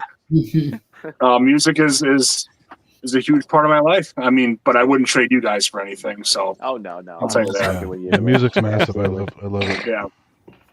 Yeah, music's definitely a huge part of my life. I mean, obviously, if you guys see I always have some new song or something at the beginning of the stream that said that usually that is what I'm listening to. That's what I'm feeling at the time, or it connects some way with what's going on in my life at the time or whatnot. So yeah, I mean, I spend most of my time listening to music and shit like that. But yeah, being actually involved with it and dealing with those types, like it's just like I watched. I don't want to get too deep into it or anything, but one of my closest friends in my life passed away almost a decade ago now. But he was a manager that worked with a lot of pretty big names: Wanda Jackson, Shooter Jennings, Al Green, and just he loved music, but he ended up just hating the music business, and it kind of ended up destroying him to the point where he, ended up, dying. And I just sat there and watched that, and I was just like, yeah, I don't want that to ever fucking happen to me, So it's just kind of like, so I love music, but I don't want to be a part of that business. You know what I mean? Yeah, That not industry. the commercial side, right? Yeah. Yeah. When it's even not fun anymore. Yeah, it just became so not fun. It was just, not a good time. But It's funny. My weekly hardware jams group, the challenge this week is Friday the 13th because of Friday, and so if I have time tomorrow, I'm going to work on a Harry Manfredini style track. We'll see what happens. So cool. I think it's a segue. Did you guys celebrate Friday the 13th yesterday in any particular way? Do you guys watch? I watched part 5. There you go. Will, did you watch anything? At a wedding? No. Yeah. Paul was at a wedding. Hey, was it a Friday the 13th? Like, did they do anything cool? The only Friday the 13th the only reason they picked Friday the 13th was because the bride and groom's first date was Friday the 13th, like 15 years That's ago. cool. So That's nice, though. That's nice. That's kind of sweet. Nice. Yeah. But it was not horror themed at all. It was complete opposite of this community. John wants to replace spicy. Paul in the stream now. Uh-oh. Wow. John getting spicy. Them's fighting words, brother. Uh-oh. That's it. You ain't going Take nowhere, these Paul. damn things back. No, you're not going nowhere. You're not going nowhere. Will says he's watching Tenebrae right now. Yeah. Awesome.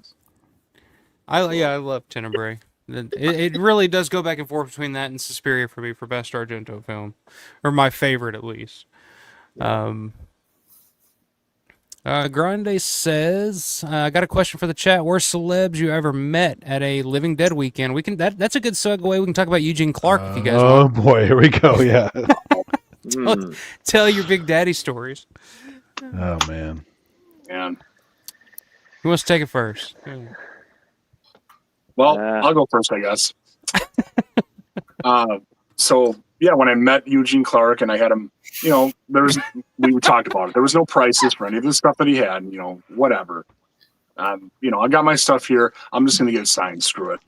And I had my 2 items signed. And okay, you want a photo as well? And that is the part when I should have just said fucking no, because I think that's like the most expensive part. Yeah, because I had the zombie photo poster thing.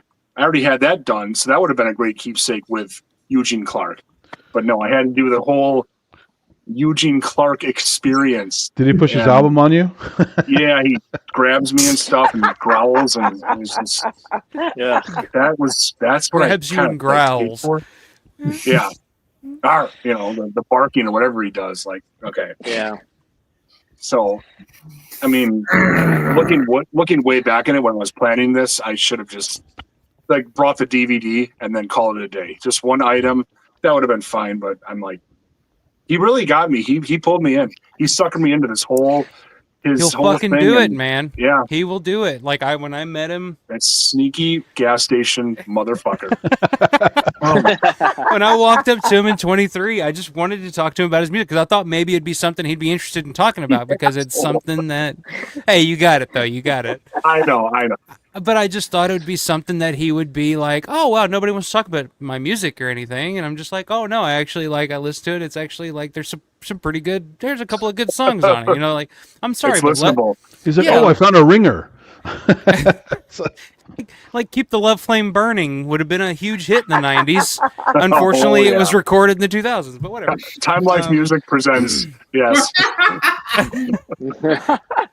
But,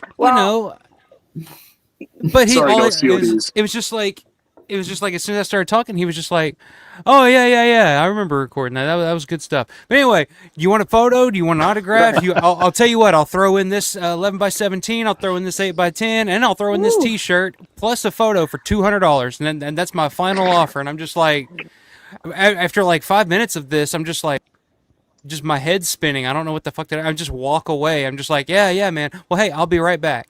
and I just walk away and I never come back. That's what you got to do. You just got to walk away. Exactly. You know, it's that personal touch he has. It's so special. You know, it's, I mean, I said it the other night on the right. stream. It's like I can kind of defend it because he is in costume. He's got the contacts in. He does kind of get into it.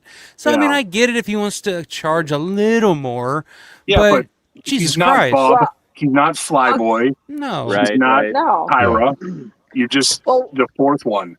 And not to say it's, you know, he's not still cool and a great zombie, but it's just, man, like, I don't if know. it makes you feel any better, on Sunday night when he was packing up, he had most of his stuff still on the table. So he didn't sell that much. Oh, trying to get that last dollar. Yeah. Yeah. Paul, was it you that was with me when I saw him, or was it Chris McGibbon? Somebody was with me. When he what? When I went and got his signature this time. Oh, I was with you. I took the photos of him signing your stuff. Yeah. It was you. Yeah. Okay. Did he charge you for that? No, he didn't see me. Thank God. Like, what you doing? Don't do that. I had a list of that my brother wanted because he's too cheap to go. So he always he gave me like $900 cash and a list of what he wanted. So I said, okay, with his shit to get signed. He had a nice Land of the Dead poster, like vinyl-y poster. And I go up to Eugene and there's no sign. And I'm like, how much is Eugene? Because I got him in 2018 in Calgary. He was there. And I know I probably only paid 50 Canadian for him at the time. So I'm like, okay. So I said, how much for his signature? He's like, 70. And I'm like, Jesus Christ, he's the most expensive one. I'm like, whatever. I mean, it's Derek's money. Hey, whatever. He's just going to have to live without one of the Night of Living Dead people then. So I'm like, okay. What a sacrifice. I know, right? Well, I mean, he got the main cast. I mean, he missed Sharon Carroll, okay? He got Paula Richards, he missed Sharon Carroll. So I give 420s to Eugene, and he's like, it's 75 with tax. And I'm like, what? And he just takes off, and I'm like, it's Derek's money. I'm like, whatever, I guess. I'm like, he's gonna lose his shit that I just paid 70 for that, or 75.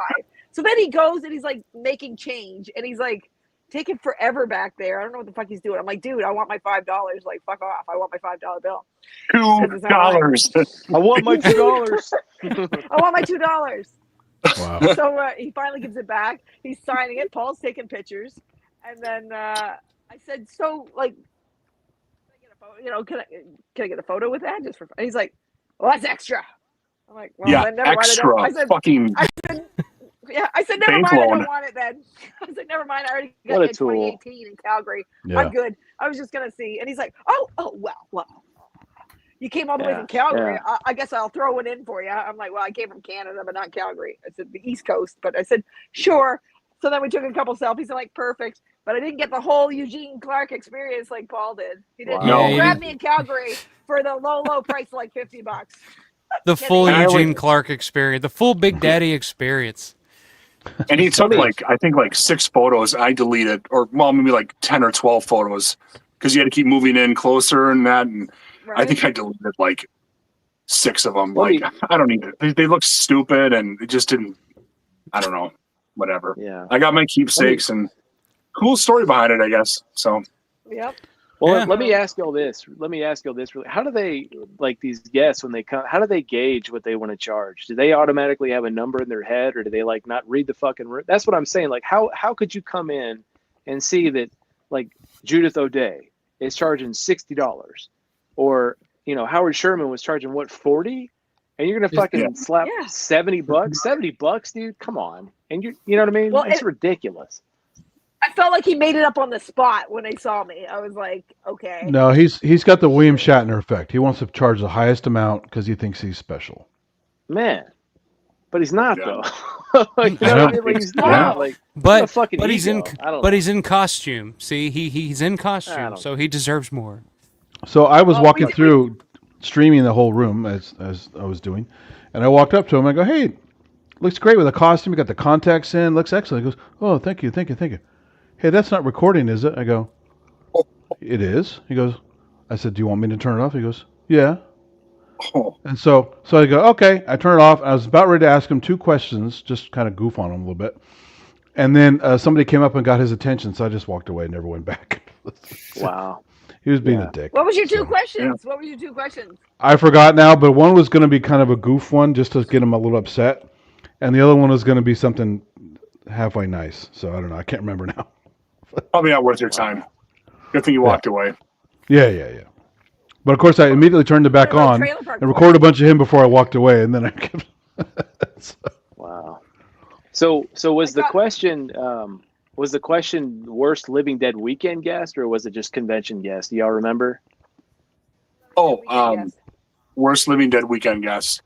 No, I don't think that I've ever I've talked many times about Savini experiences, but the one time I met Savini at Living Dead weekend, it wasn't terrible. It's usually at other conventions like Days of the Dead and shit like that. But I don't know. I've never really personally had a bad experience with a guest at any Living Dead weekend. Yeah. The only thing that I'll say is this time in particular, like it was nothing personal. It was nothing to do with Howard Sherman at all, but his handler, it was very quick. It was very transactional. Yeah. Hey, get your money ready, get your shit ready. Whereas Barbie like everybody Damaski, else, I think it was. Yeah. Yeah. Oh yeah. I don't know who she is. And it's nothing, Barbie, I'm not talking bad about her or anything like that. It didn't feel personal. And, I've been waiting to meet Howard Sherman my entire life. Like he's, Day of the Dead's one of my favorite films ever made. And like, I felt like when I got in line, it was very chop, chop, chop, chop. You know what I mean? Like, get your money out, get your shit ready. And I was like, when I got to finally meet him, I was like, it was like such a quick experience that it was like, you can't say what you want to say. And, I didn't get to say what I wanted to say. You know what I mean? And, I tried to do a drive-by. It was so busy, I couldn't even ask him one question. Yeah. So that was, I guess that would say that was, and it wasn't even really like Savini in 2022, because we're talking Savini was like my hero for.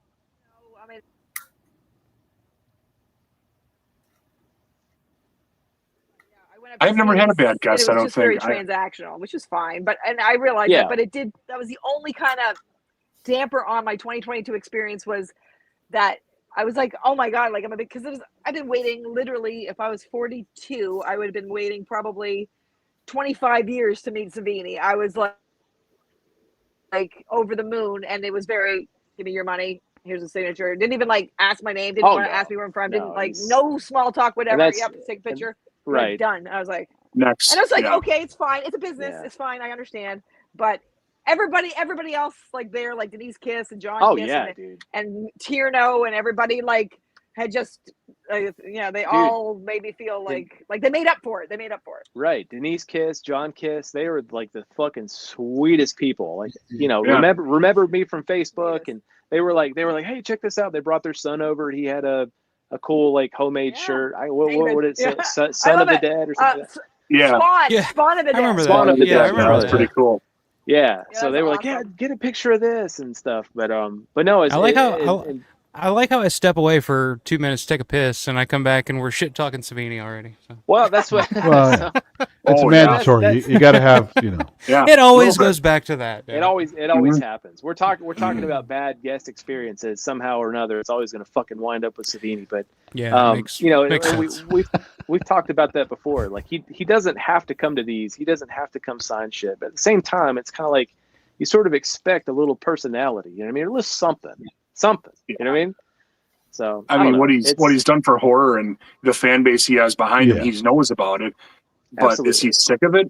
Just Savini, just embrace it. People love you. You're gonna get praise no matter what. But a little bit of an attitude adjustment. Well, I told Larry, I was like, he's old. He's not gonna change now.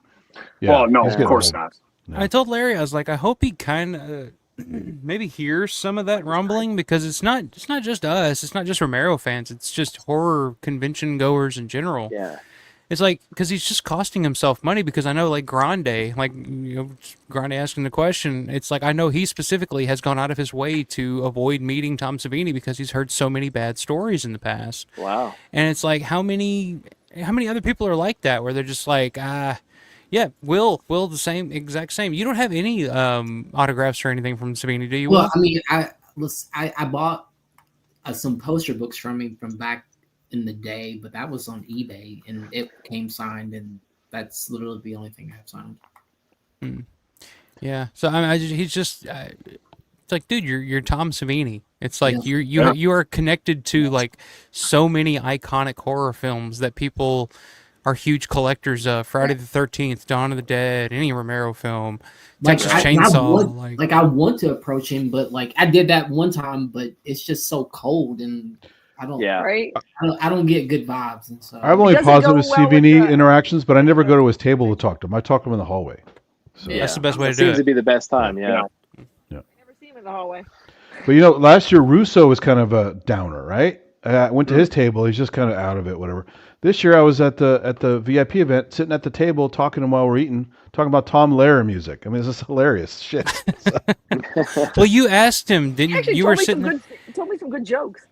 Yeah, it was fun. He was a funny guy, you know. You asked him what film he would go back and remake. Oh, that's right. I could. forgot. Yeah, I said, yeah. Given today's technology and you know, all the cool things you could do, and which one of your films would you remake? And he said, probably The Booby Hatch, like very seriously. And then after a while, he thought about it, he goes, yeah, that would be a good one to make. He's like really thinking about it.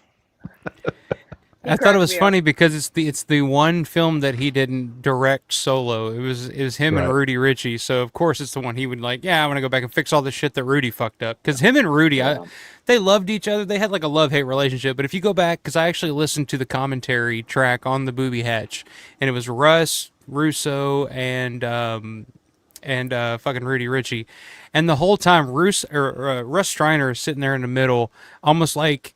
In the middle of a warring marriage or something. It's like they're just bickering back and forth the whole time, where Russo's just like, well, that's not how it happened, Rudy. I don't know why you're telling people that. And Rudy's like, well, that's how I remember it happening. And they're just kind of going back and forth the whole time. It's so hilarious. But yeah, I just thought that was funny that his answer was the one movie that you probably couldn't make now. You know what I mean? Yeah. Like there's so much like non-PC why make it shit because it's in that not movie. great? It's just not a good movie. So. Well, yeah, I mean, it's also just fucking weird. Yeah, yeah, and you can't make that movie without the great David M. Gee. That's all I'm gonna say. Yeah, him overacting as Humphrey Bogart. Angelo Fettuccine. Yeah, I knew it was something pasta. Yeah, some pasta. Yeah. Angelo Fettuccine. Well, we mentioned Chris Stavrakis earlier. I think Michelle and Paul, you guys actually ended up going to Chris's surprise birthday party over the weekend. We had I drove him there. Yeah. We drove him there. It was so cool. The excuse that we were going to the two cool kids, Paul's please hotel room. enlighten us on what went down during that. Well, Michelle knew about it, and they're like, "You can come if you want." I'm like, "Yeah, sure." And then all the plans kind of were coming together, and at the end of it, Chris didn't have a ride to dinner. I'm like, I have a car, I can give you a ride. And Michelle's kind of whispering like, okay, this is what we're gonna do, and this and that. That's fine. And everything was kind of on my end was kind of rushed and put together. And we drove him to the hotel. We're going up to this room, which was my room supposedly, but. And he's following me, and I'm just walking along like, hope all this works out. And we went to the room, and lights were off, and surprise, and it was fucking perfect. Yeah, everyone, a whole bunch of people were there. Yeah. It was supposed to be that everything ended at 8, and then like Chris's girlfriend was supposed to be at the restaurant, and Chris and Colin were going to take Russ home and then come back, and me and Ramona and Paul were going to go to the party and get ready for the surprise. And then it turns out nobody told the Night of the Living Dead people that they had to do a Q&A at the introduce the film. Yeah. So it was 8 o'clock, and Kevin was freaking out. Yeah.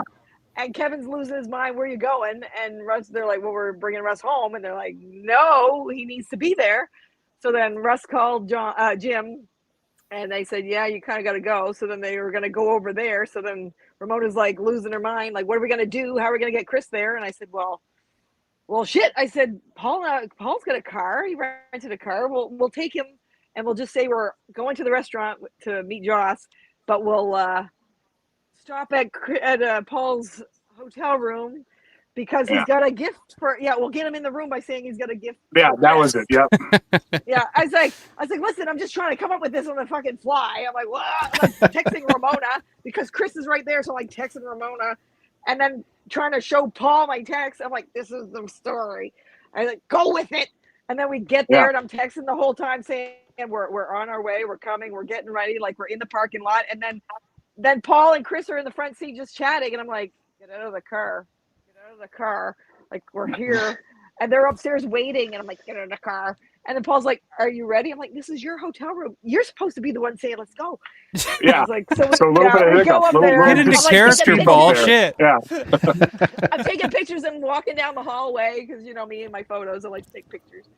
And then I said, texting as we're going up, holy shit, make sure that you put the little thing in the door because, you know, Paul doesn't have a key. It's going to look pretty obvious when he gets there. And he has to knock on his own hotel room. So they did. Well, I used my own key from my other hotel room. Like that was, yeah. That's right. Like it was going to do it. And it all worked out great in the end. And it was really lovely. And then Russ and Ramona showed up after the introduction and stuff. And yeah, Dave Buren was there. He showed some, you know, his little bag of goodies. And really Russo was there. Tasso, of course, was there. Yeah. Oh yeah, Tasso showed. Yep, Tasso came. It was good. We had tacos. Yeah, it was good. What's the relationship like between Chris and Tasso? I've always been curious about that. I know that, you know, they're brothers and shit, but I never got the. He never talks about them. It seems. I asked about a couple things. Yeah. I never asked, but I'm close with Chris. Not as close with Tasso. I am a little. He said they live close together, but they never see each other. Well, Tasso's always on the road. He does like the Renaissance fairs and shit like that. But that's in Virginia. So, but it's he does like a tour of that area, I think. But he's really busy with that now. Signed I had him because he wasn't at Creep Show 2 last year, so I brought Creep Show 2 to get him signed, and he signed it. Thanks for coming naked, and I was like, I've never been naked with Tasso Stravakis. I'd like to say this now. I'm like, Jesus Christ, did he write that right on the front of my Blu-ray? I was like, what can I say? I laughed. I was like, yeah. Well, that would be Patricia Tallman. She was the girlfriend for a while of Tasso in real life. I know. So, I know. Oh wow, I didn't know that. Oh yeah. Really? Patty, Patty and Tasso. I didn't know that. Yep. Oh, getting all the gossip.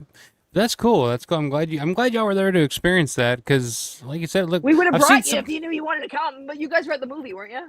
Yeah, we went to the movie screening. I sell my ticket. I had to sell my ticket to the movie because of Chris's party. So I was like, I got to go to that. Well, that movie screening was insane because, I mean, it was sold out, but at the same time, it was one of the only times I've ever seen a movie screening where people, like, there was a guy outside, like, asking if anybody was selling tickets. Like, there were two guys. Two guys had cardboard signs, and they were walking up and down the line saying, please, do you have a ticket? I was like, God damn, dude. It's like, that was the weirdest experience.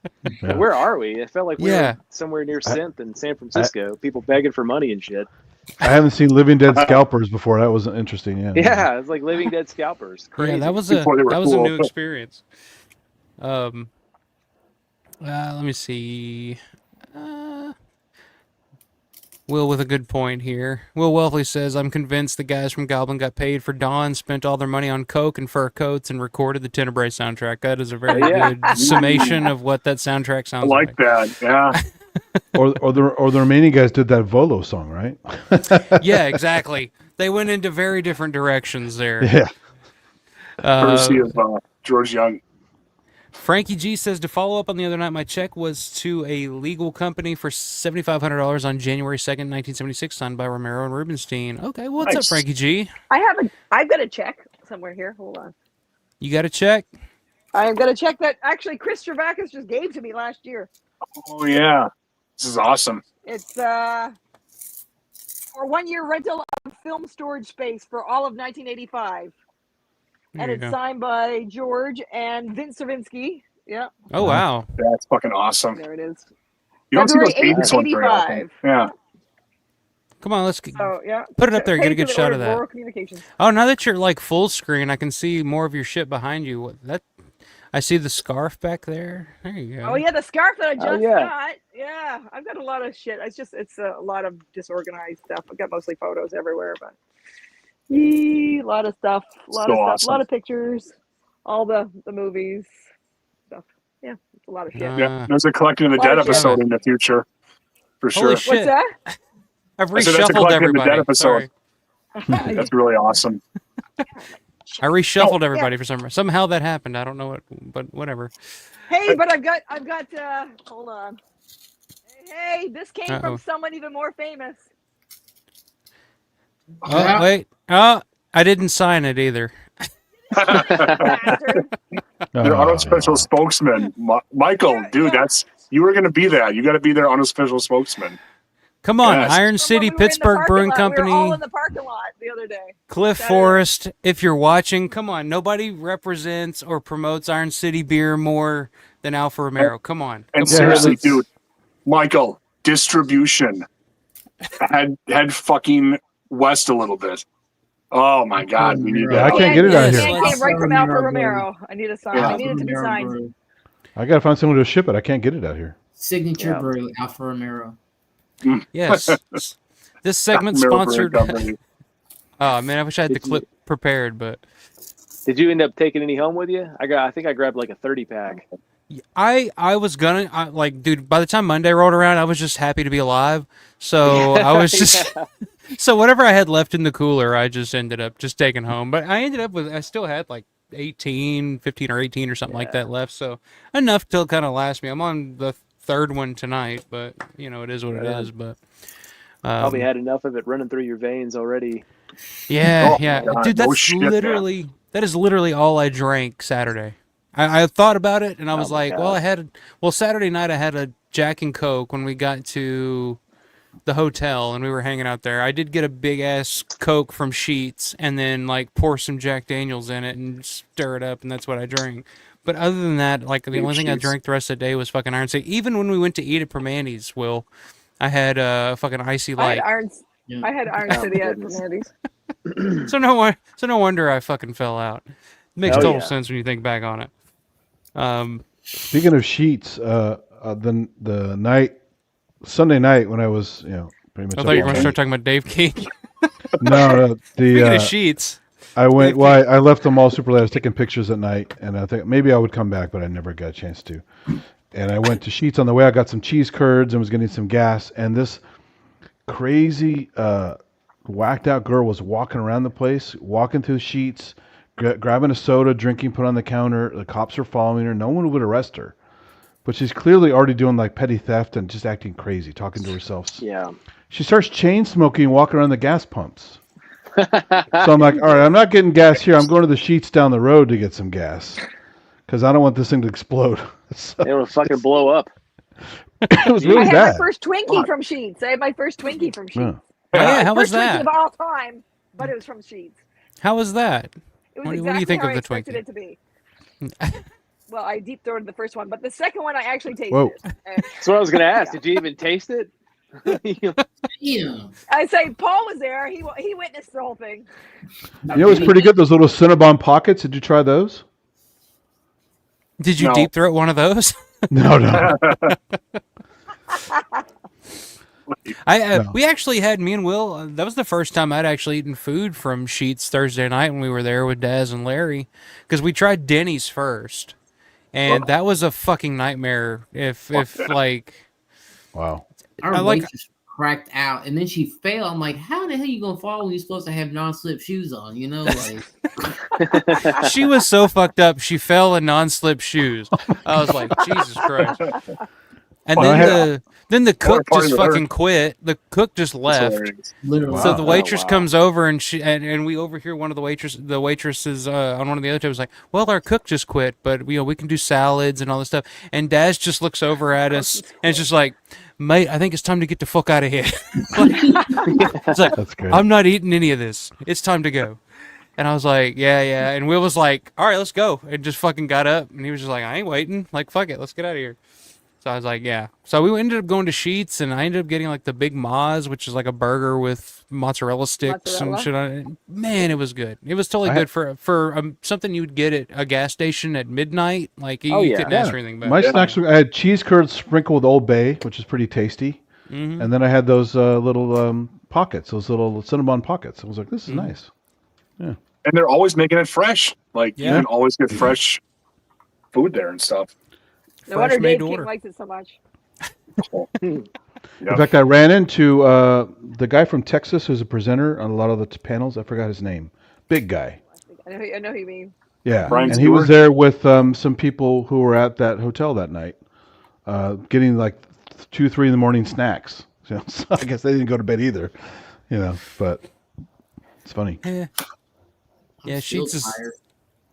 Sheets is kind of the only place to go in Monroeville after 8 o'clock. Yeah. Because you don't want to go to Denny's. Frankie G says Eugene got my buddy at Monster Mania last year. Unless he goes down in price, never again. Yeah, I don't think that's Never gonna again. happen. I don't think it's gonna happen, buddy. Nope. Live and John, learn. John Villas says worst Living Dead weekend guest, John Russo. Figured. Yep. He was John's last year. so This year he was nice, okay. but it's just Yeah. so hard. Like you get caught in a conversation and you cannot. You can't get away. And I'm like, is there anybody? Anybody come save me, please? And then somebody comes up, I'm like, thank God. I'm like, I gotta go. I gotta go. At Russ's house on Sunday night, he was kept trying to tell me. He's like, I gotta tell you a joke. I'm like, okay, Jack, sure. And he kept going, and Russ would tell him, can you just be quiet, Jack? Somebody's talking. And I'm like, and then he'd stop talking, and then he'd try to tell again, Jack, will you just can you stop talking? And then it took him 45 minutes to finally fucking get a second to tell me this joke. And I said, whoa, you told me that yesterday. You told me that joke yesterday. I was like, oh my God. Oh, he's old. He's old. Give him a break. Well, speaking of my John direction. Russo, It was very next week's show, I'm going to be doing top 10 performances in John Russo's films. So, and John, you're more than welcome to join me. Ooh, you know what John Russo film I actually like? What? I like this one. I like and I bought the goddamn Santa movie Claus. at least. No, but I have that one. I've never seen it, but it's in my watch pile. Craving. I actually, which is also known as what the hell is it? The other Heartstopper. I actually really quite like this one, and I bought it like, goddamn, I bought it probably 5 years ago, and I watched it and it froze in one spot. I'm like, fuck. Oh fuck. So then I bought it again. Shit. And and I bought it again, and I threw out the frozen copy. It froze in the same spot. I'm like, Jesus Christ! Oh. So then I was down in Pittsburgh with Mark Tierno, and he took me to like Half Price Books in 2023, and I found it again. I'm gonna buy it again, and it froze in the same. So you got to buy the VHS So I version. have no idea what happens Yeah. in those 8 minutes. I'm like, in those 8 minutes, I've got no idea what happens. If I found it on VHS, I would fucking watch it. I would buy it and watch it. Well, it's I funny still have a working because VHS player. that's one of the last Russo films I've never seen. Is Yeah. Heartstopper. Savini's in it. I mean, he's terrible in it. Yeah. But he's entertaining as hell. He did the special effects for it, which is the reason I bought it. But That's one of the last ones that I've got Tommy to Lafitte watch. is in it, actually. Oh wow. Yeah, Jared Gergley did the special effects, and Gurgley did like along all with that me. stuff back right around that time. Anything Heinzman did, anything Russo did. Yeah. That's kind of how he got his start. Really likes to touch my hair. Who did the music? The usual guy? Paul McCullough. Yeah. Paul McCullough, yeah. Yes, Yeah. it is. Yes, it is. Yep. They have their stable. He's the Fabio Frizzi of John DP Russo. was John Oh, Wright. no. The DP was John Wright. Russo's Fabio Frizzi. Poor Fabio. Michael, by the way, shit. I remembered what What? you said. That comment in our Day of the Dead stream 2 weeks ago. Okay, what was it? Because I still haven't figured it out. You ready for this? It was, Yes. the zombies, they haven't eaten in a while, so they're pretty hungry. There's going to be like an Ethiopian at Golden Corral. Oh yeah. And and every time I say it, like, it just gets funnier and funnier. Oh, I just laugh like a little kid. That's so goddamn funny. Or I just keep thinking of that episode of South Park with the Ethiopian kids. Yeah. Well, see, I'm a child of the '90s, so every hunger joke it has to do with the Ethiopians. So. Of course. Sally Struthers, You know what's funny? Yeah, We get the know. Golden Corral commercials out here, but there's no Golden Corral in sight. Oh, really? We have some here. They're not worth going Yeah. to, but No, I they're know, they're trash. Yeah. they're God kind of damn, they're scary. so funny. Kind of scary. Frankie G says Howard Sherman's handler told my girlfriend if she recorded him signing my Blu-ray, we were getting kicked out. Mind you, Wow. my girlfriend didn't even do anything but got my phone ready for the table photo. Huh. Yeah, that's kind of the vibe that I got when I got to the table. It was very chop, get your shit ready. It was like no bullshit. Just get your shit signed, get out of here. It was, yeah. I feel like every time I went to his table, he had to like get ready for either a panel or a photo thing, and it was like, yeah, I mean, got to get going. Like you have umpteen seconds to get his autograph, your shit signed, then get out. You know. Well, no wonder he had a record showing because it was so efficient. It'd get in, get out. Yeah, Let's get the they people were signing. zipping them in and out of there. Absolutely. He's one of the top people from Day who was there, and he was only $40. So maybe that had something to do with it. Yeah. I don't know. Like $40 is a steal. But then you get to Judith O'Day's table, and it's just take your fucking time. It was and just the sweetest interaction. Her handler was really cool too. I don't know who she was, but I love waiting in line to meet people and seeing the people in front of me and their reactions and their interactions with them. And it's so, you can tell it's like real and so touching. Like every single person is just like, you know, and again, we're all in this together, and I fucking love that, you know? Yeah. When I got seeing the cool shit they brought to get signed, I love that. Oh yeah. Did anyone ask the whole Howard Sherman Howard deal to Howard himself? Oh no, should have. Been awesome. That would have been my question, but yeah. Judy Ridley asked me how I wanted my stuff signed for There's Always Vanilla. She said, "Do you want me to sign it Judy Ridley?" I was Judy Striner at the time. I said, "I don't care how you sign it. I'm going to know it's you."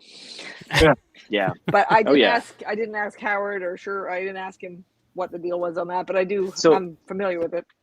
Well, let me ask you this: Did Judy? Did she seem surprised at all when you talked to her about There's Always Vanilla? Because when I approached her table, I was like, "Yeah, Night's cool. I love Night. But I really, really, really want to talk to you about There's Always Vanilla." And she just fucking looked at me like I was crazy. But she allowed me to kind of go off and talk about it and explain my love for that film and everything. But so did she look at you? No, she was pretty good. Like she just kind of looked at you. Probably had already been there. And I was just she just looked at it. Okay. And at that point in time, I think she was the last one to sign it because I already had like Russ had signed it and Russo had signed it and Ken Peters had signed it. Like so I think she was like the last of the one to sign it. So she was just like, oh, she kind of looked at it. The thing I got the most was cool. It was when I brought my Monkey Shines umbrella box set to like Everett Burrell. He was like, oh, he's looking at it. He's like taking pictures of it. And then Deborah Gordon, same thing. She's like writing it down notes. And I said, well, you need like you need an all region player. She's like, well, what's that? And I said, I said, there's also a 4K that just came out. She's like, well, what's 4K? I'm like, Jesus. Wow. I'm just like, well, you need a special 4K Sounds like Will. player. And I'm like, right?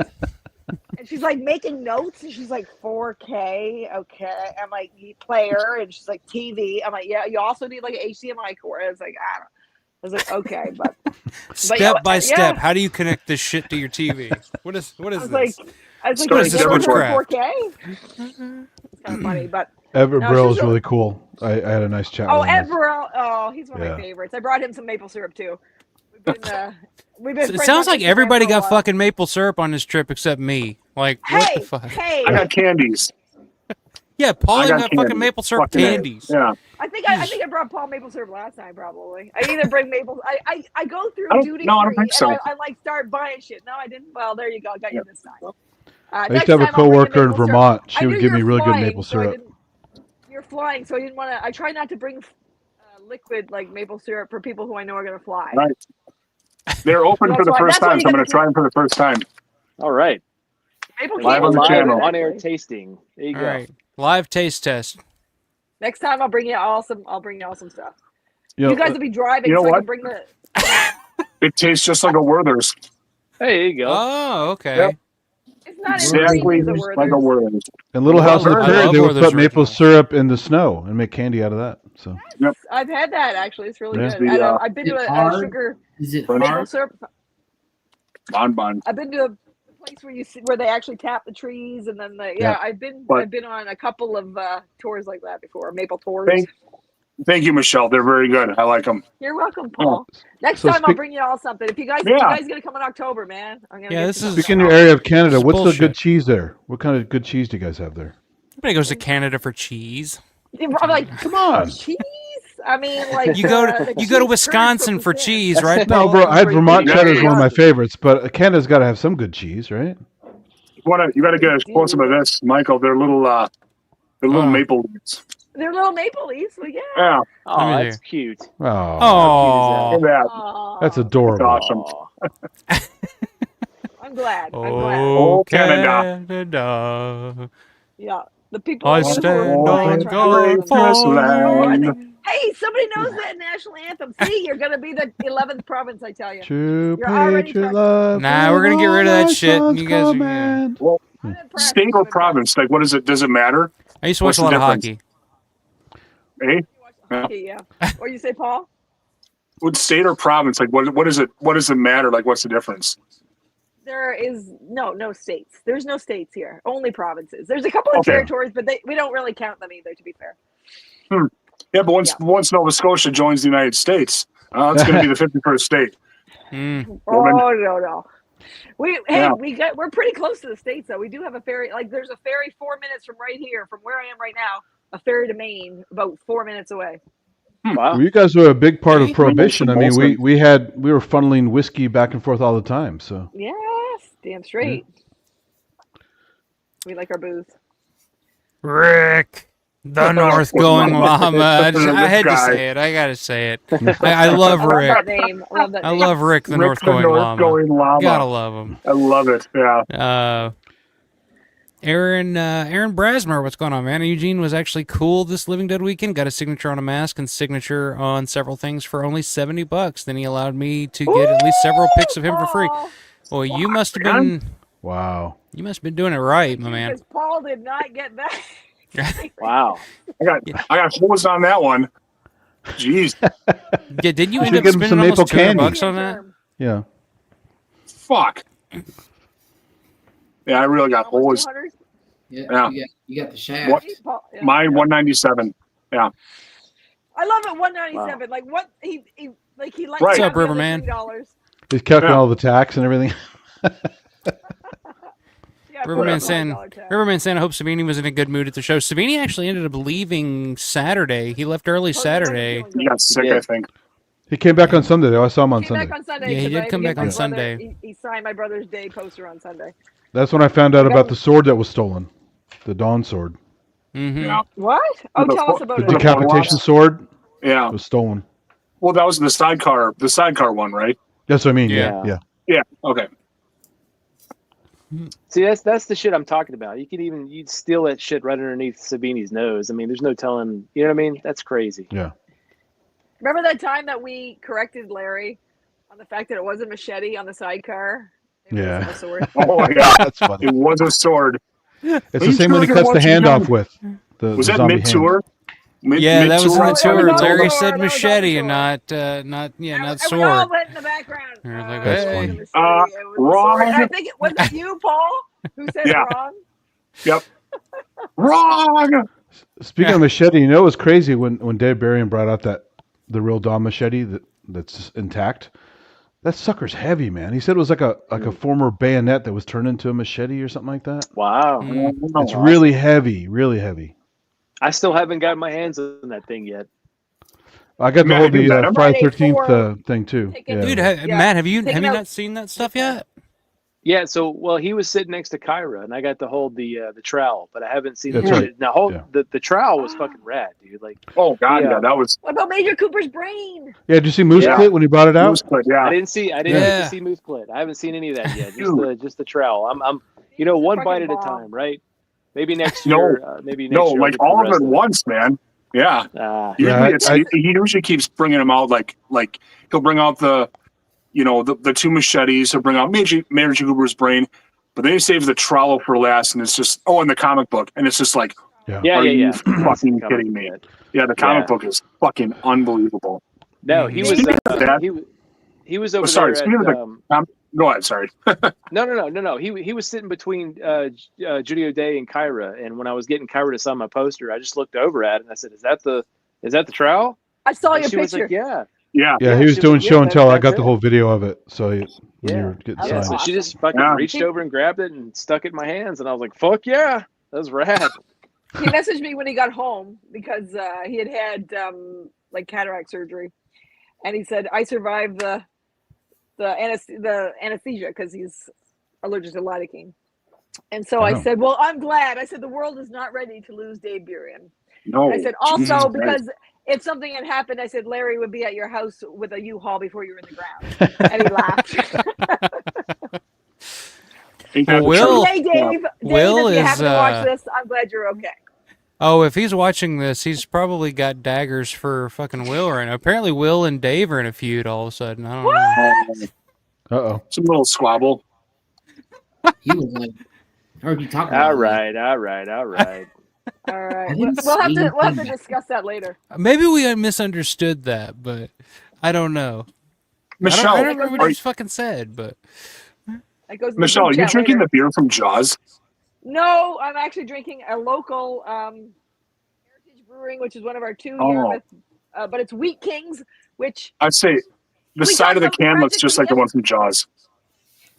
Nagarasset or whatever it's called. The Canadian band that nobody's ever heard of in the U.S. or barely anybody. Yeah, Wheat Kings is one of their famous beers. This is a Wheat King pineapple beer. Anyway, Wheat Kings, I've never heard of them. Wheat Kings pineapple is an beer. awesome song, by the way. Yeah, it's an awesome Oh, it's a song by who? It's by the Tragically Fucking Hip, man. The Tragically Hip. Canada's best fucking band that nobody's ever heard of. You fucking Canadians always talking about the Tragically Hip. It's like it's like Neil Young never existed to you people. FM is awesome. Neil Young, Tragically Hip. Or Alanis What about Saga? Come on, man. You don't like Saga? Edmund Fitzgerald. Oh. Nickelback. Come on. Oh Jesus! No, you gotta claim Nickelback. You have to. No, they're yours. You can keep them. Saga's way better. No, Nickelback won't even claim Nickelback. No. Saga was quintessential '80s pop, synth pop. Who, Nickelback? Saga. What? Saga. I don't even know Saga. Nickelback quintessential '80s pop. There you go. What was that question just popped up? Steven just said a question to the group. George Romero has often mentioned what an influence I Am Legend was on the original Dead movies. How good or bad do you think Romero would have done on I Am Legend? That's an interesting point. If Romero would have done I Am Legend, how good or bad? I guess he's talking about maybe the Will Smith, that era. Oh man, I saw that. If Romero had done that, Romero would have been better than what happened. Okay. Oh God, when did Omega Man come out? 71, I think. Although that dog scene in the Will Smith one is incredibly sad. Yeah, if you've seen the Will Smith one. Oh God, yeah. Yeah, that's sad. It's a tearjerker. I don't know. What do you think? No, do you think he would have done a good job doing like a modern version, or what if he directed Omega Man? What do you think about that? Because that would have been a couple years after Night. I mean, I think he would have done. I think he would have known. Yeah, I mean, I think he would have known how to do Omega Man because it's based off of I Am Legend. I mean, Romero. Right. I mean, obviously, if you see The Last Man on Earth, like there was definitely an influence on Romero in The Last Man on Earth. Like just the way that the vampires or whatever moved, the look of it. There was definitely an inspiration there to Romero and Night of the Living Dead. So I mean, the Omega Man, and it's like I said earlier, that original Dawn script, it's very much like the Omega Man. It's like George saw the Omega Man and was like, all right, I'm going to write Dawn of the Dead now. And then over time, he, changed it and fixed things, but a lot of the ideas that Romero would go on to elaborate on years down the road in Day of the Dead, Land of the Dead, the evolution of the zombies, that was all there from day one. So like I hear people all the time talk about, oh, I hate when the zombies evolved and got smarter and the Big Daddy and all that. I hate that. Like, why did he make them so smart? And it's like, well, that was kind of George's original idea to begin with. If you read that original Dawn script, like, he was already there, but instead of just making it, the sequel, he stretched it out over 3 or 4 decades, and that it just became what it became. So, I don't know. I think George would have done a fine job on Island, especially in the early 70s, if he would have done like the Omega Man or something like that. But with like a budget, yeah, fucking awesome. Yeah, I love the Omega Man though, but but that's the thing is that he kind of already did it though. You know what I mean? It was obviously an influence on Night and everything down the road. So I don't know. I just thought of Charlton Heston and Planet of the Apes, and I think Chris Trebakis made the Dave King Planet of the Apes thing for the beach. Oh my I god! was there when he did that. I was at his house when he was doing that. Yeah. Oh, He's like, let me just put it on my laptop real quick. Yeah. Stephen actually elaborates on that. Do you think he would have been faithful to the material or have gone more in a Mega Man direction? Probably more faithful to the material because he was more of a fan of I Am Legend, the book. Yeah, he was respectful in that way. Anything else, yeah. So Michelle, I put in the chat here. This saga is one of their top hits in the '80s. Check this one out. Wind him up. It's in the chat. Do what? What are you talking about? Saga, the Canadian synth pop band from the '80s. What the fuck are you talking about Saga for? Because you guys talking about Canadian music. What are you doing? I need Earlier, to listen to Saga. You're talking about bands in Canada. Is Saga that good? No, but I mean they're popular. No, they're the ultimate Canadian. Well, the keyboard player is really good actually, but it's just a whole other story. So. A synth band. I like synth. Check it out. You like synths? Check it out. I will. Yes. Saga. It's like the Japanese restaurant. I can't forget the name. Oh, fuck are you? I will. I promise. I will look. Oh, I will. One of my friends in Canada is a huge fan. These fucking Twinkies are gross. I kind of agree with that. The older I get, I never have to have another one though. Yeah, the older I get, the more I just do not like Little Debbie's or Hostess cakes or anything like that. Like I just can't. I can't do it. The older I get, I'm just like, ugh. Well, Dave King didn't even know what they were. I was like, have you never seen an American movie or TV show? Like, come on. Even I know what a Twinkie is. I've just never had one. And then actually it was Chris Stavrakis that ran down to Sheets because we were at one of the Marriotts. Obviously not the cool Marriott, but the other Marriott. And brought us back each a Twinkie. And I was like, okay. I will post I did. I will post the video eventually. Thank you very much, Paul. It turned out because how I edited it, I didn't even mean to do it the way it turned out. And it's just when you guys see it, it'll be like it's fucking perfect. Oh my god! Just at that point, like in the middle of the video, yes, he slowed down right when it was going down my throat. Thank you, Paul. You're welcome. It goes down my throat. I'm no Tony, I'm no Pat Booba, but I got the editing done. So no, not you, Will. Not you, Will. Not you. Not Will Welfley. Will. It was like feud with who? Will Welfley. No, I'm Will. Yeah, that was. Quite That's Will. Yeah. Let me see. I think I'm about caught up. So I did want to. I want to talk about getting on the rooftop and how that came about. Whatever you want to share with that, Matt. But I did want to share with everybody the footage that you sent to me. I added a little sound to it. The rooftop. It's about a 3-minute video here of us on the roof and your drone and its unfortunate demise. So I'm gonna. But the memory card lived, did it not? The memory card survived. Yeah, you know why? Yep, your crossed labia. That was a fucking good luck charm if I've ever seen one. You did it. You did it for me. The luck of the labia. The crossed labia. Yes. The luck of the lady. Works 90% of the time. Good. That's good. So I wanted to share the footage with everybody. It's about a 3-minute video here, and then we'll come back, and then we'll tell the story, and then we'll show the photo of all of us on top of the roof, including Paul. So sweet! I can't wait. Oh my god, it's gonna be rad. Well, I'll see if I can find the one with the cock, because I mean, it is 3 hours into this almost, so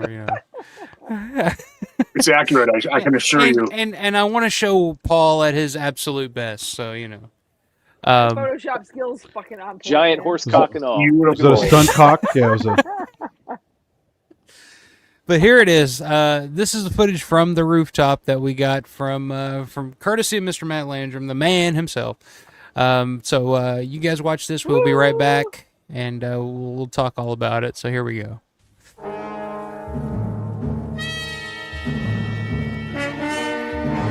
Martinez! You've been watching. You know we've got this building surrounded.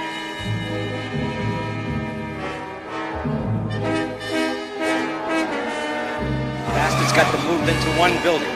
Dumb little bastard. Looks like they're really gonna try to fight us.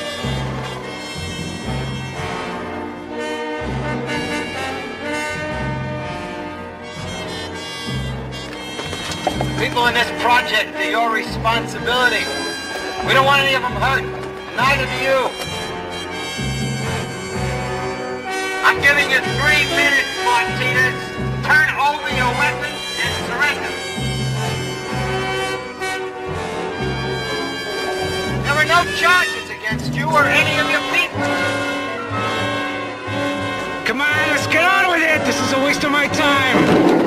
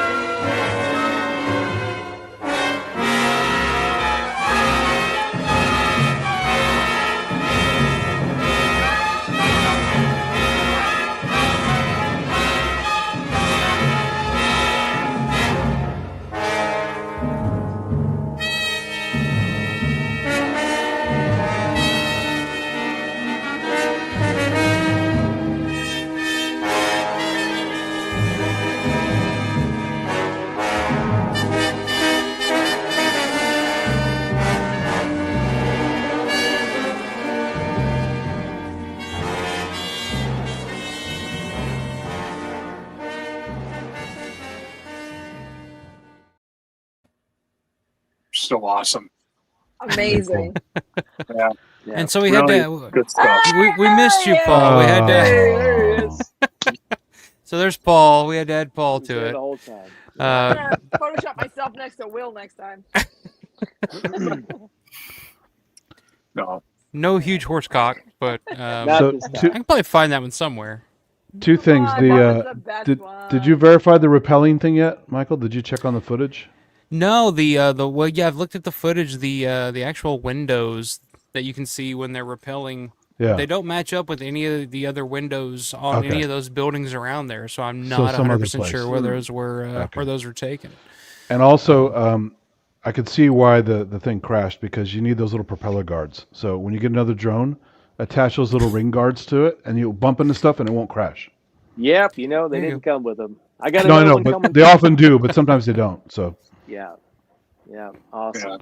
because I've hit trees with mine and it never crashed. So Granny loves that picture. That's a great I'm picture. super happy for you guys, though. I mean, I don't got to tell you how I'm not. It is what it is, and I couldn't be more happy for you guys. You know, Yeah. it just wasn't meant to be, and that's okay. I live vicariously through you guys and the stick Next figure. time, Paul, so. you and me. We'll go. Yeah, absolutely, of course. Yes, Just buy a drone, crash it on the roof. I don't know if That's you want all you got to do. That's yeah. How much of that story do you want to tell, Matt? The floor is yours. You let us know how that happened, because that was fucking awesome. Well, I'll put this out there. I'll preface this by saying that I'm not gonna give away anybody's name. I'm not gonna give away any phone numbers. It's private property. I feel like this was a situation where I got really fucking lucky, and I took advantage of people's goodwill, and we were respectable. We did everything we were supposed to do, and we got something amazing out of it. So I'll start with that. I'm not gonna go into the details. I'll tell you how it happened and how we got up there and all that. But you have to understand that you got to be respectful of boundaries, got to be respectful of people's wishes. So eventually these places are going to start getting overrun with people. And again, like we talked about, it's not about gatekeeping. It's about being respectful. And I feel like if it weren't for this, I would have never been able to get up there. So Friday night, I just decided, I brought my drone all the way up here. I'd already gotten some really fucking rad footage of the mall. And I sent that to Jace. I think Jace is going to show it on one of his shows coming up, but already gotten some cool footage of the mall. And I was like, you know what? We've already done the convention thing. Let's go to 247. I've always wanted to get up there. I'm going to throw the drone up and just try to get as much cool footage as I can. And you guys know there was like a fucking flood warning, like it had fucking monsooned. It was weird because like Friday at the mall during the thing, like everybody's phones started going off about a flash flood warning. And it was just like, this is so surreal because it's just like the emergency broadcast network was like going off as we're in the mall. I was like, oh, this is so appropriate. I don't know. Yeah. But yeah, it was a mess Friday. It was disgusting. But the weather was not very conducive to flying a drone. And I should have listened to my wife because she fucking told me not to do it. But I decided that I'm going to be a dumbass and do it anyway. But, you know, it worked out. So we get all the way out there. And for the people that don't know, if you want to get a really good view of 247, which Paul actually showed me this several years ago. This is how I knew about it. And it should be common knowledge by now. But there's a really cool parking garage right on the other side of 247. So I guess about 7 or 8 floors up, you're pretty much eye level with it. Starting at the 7th floor is the best, and then go up from there. Yeah. So around the 7th My phone floor. died. But sorry. If you go all the way to the very top, then it's wide open. You can see everything. There's nothing up there. You can actually see pretty much the whole city behind you too. It's beautiful. So we're at the very top. I decided to launch the drone and get it over there, and right away, like it had just stopped raining. The fucking wind was blowing back and forth. It was terrible. And I got it all the way down there, and I'm getting close. And I actually cut out a lot of the footage that I sent you because it was just, the drone was moving all over the place. It was terrible. Yeah. But anyway, started getting some good footage. I'm getting excited about it. I wasn't paying attention. I'm trying to watch the drone and also watch my phone, and I'm watching my phone, and I just see the fucking thing crash, and it wrecks. And I look up, and I can fucking see it dying. It's spinning in the air, and it crashes. And I looked at my wife and I looked at my kid, and they're just staring at me fucking wide-eyed. I mean, this is like a $300 or $400 drone. And she's like, my wife was like, can you get it back up? And I would start hitting the launch button. It's not doing shit. I'm like, I'm fucked. My heart is in my throat. I'm fucking panicking. First of all, I'm not going to be able to get to see the shit that I just filmed. And second of all, there goes my fucking drone because there's no way I'm going to get up there. So I'm like, let me just try. It's already 4:30 on a Friday. Nobody's probably in the office down there. Let me just give it a shot. So I start calling a bunch of phone numbers that I Googled, and I finally got put through to kind of like an after hours number for this business.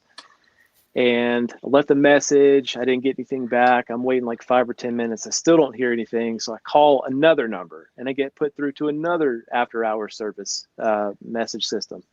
And this person seemed to be a little more responsive. They were pretty cool about it. So they seemed to have some urgency. And so about 5 minutes later, I get a call back directly from the business owner. And the dude was super fucking cool about it. He's like, look, I heard you had an accident on my roof. And I'm like, yeah, I'm sorry, dude. Like, I'm just trying to get my drone back at this point. I'm going to be respectful, fingers crossed in the back of my mind that maybe I'm actually going to be able to physically get up there and get it myself. But I'm not pushing it at this point. And he's like, all right, well, let me see. The bad news is it's probably going to be Monday before we can get it. I'm like, that's fine. The drone's fucked. It's going to get rained on. It is what it is. I just want to get my memory card back. And he's like, all right, let me call you back. So he calls me back like 5 minutes later, and he's like, all right, I got even better news for you. Is this like a bucket list thing for you? And I was like, yes, sir. Yes, sir. This is like a bucket list thing for me to be able to get on that roof. And he's like, all right, tell you what, Monday morning, 9 a.m., be out front. You can get your drone back. We'll make sure you get your drone back, and I'll do you one even better. You can get on the roof and get it yourself. And I was like, brother, you have no idea like how much, like this is really, really important. Like this is really special. And I said, but, and I kind of winced, and I was like, I wouldn't be a good friend if I didn't ask if I could please take some buddies with me. And he was like, yeah, that's cool. Just don't bring a truckload. I was like, fuck yes, we're in. We're in. We're going to get up there. And so, immediately hung up. I'm like calling you guys. I'm like, all right, here's the deal. This is what we're going to do. Don't fucking tell anybody because everybody's going to want to go. And, we got to keep it. We got to keep it really small. But me and my anxious brain the whole fucking weekend, I'm going, oh man, something's going to happen. Like this dude's going to forget or whatever. I'm going to get all the way up there and he's going to not remember what we talked about. And I'm going to be fucked. And I'm bringing these guys with me and I'm going to look like a fucking moron because we're not going to be able to get up there. But luckily we got there and it all worked out. So super, super cool fucking people. What a moment of a lifetime, man. Yeah, really nice people. Really, they had a dog too. Cool there's a dog in the office. Yeah, there's a dog in the office. Yeah. Shit. Yeah. So, but yeah, that was awesome. I'm so glad that you guys were able to go up there with me, Paul. Man, it sucks so bad. I really wish you could have went. So it's okay. Paul, you should have taken the day off work, man. Should have called in sick and showed up on the roof. Guys, it just wasn't meant to be this time. There'll be other chances. I mean, come on, 247 Fort Pitt Boulevard. It ain't going anywhere. Of course, yeah. If I know people always. Go ahead, man. Go ahead. I'm sorry. Well, I was just going to say something about 247. It's like 247 is one of those buildings that's closer to being a historic landmark than the Monroeville Mall. So I mean, that building will be there for quite some time. I would home say. Office. But you guys, going back, but guys, that footage. Holy fuck, was that? I mean, the crashing was part of it, but. All that stuff was just fucking You like the way I amazing. incorporated the gunshot in that? I did. Oh yeah, I did. That was perfect timing. Great sync job on that. Let's get on with it. This is a waste of our time. Yeah. So, I mean, the guys, there's no railings or anything. So was it just like you're looking straight fucking down, right? Yeah.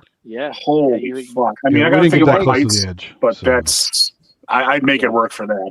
No, we didn't go to the edge or anything like that. No. Yeah. The facade, front part of the building, they had a little wall there, so you could get closer to that. Right. Okay, and I told them that too. I was like, look, when we get up there, I just want to make sure you know these guys are all respectable. Like everybody's cool. We're not going to be fucking like rappelling off the edge of the building or anything. Right. And hold on. Like, yeah, that's cool. Yeah. So. And actually, it was very comfortable. The roof is very padded rubber. It's really weird walking along. It is. Yeah. It was. Very pleasant. Yeah. And not a lot has changed up there. Like even the patterns of the brick.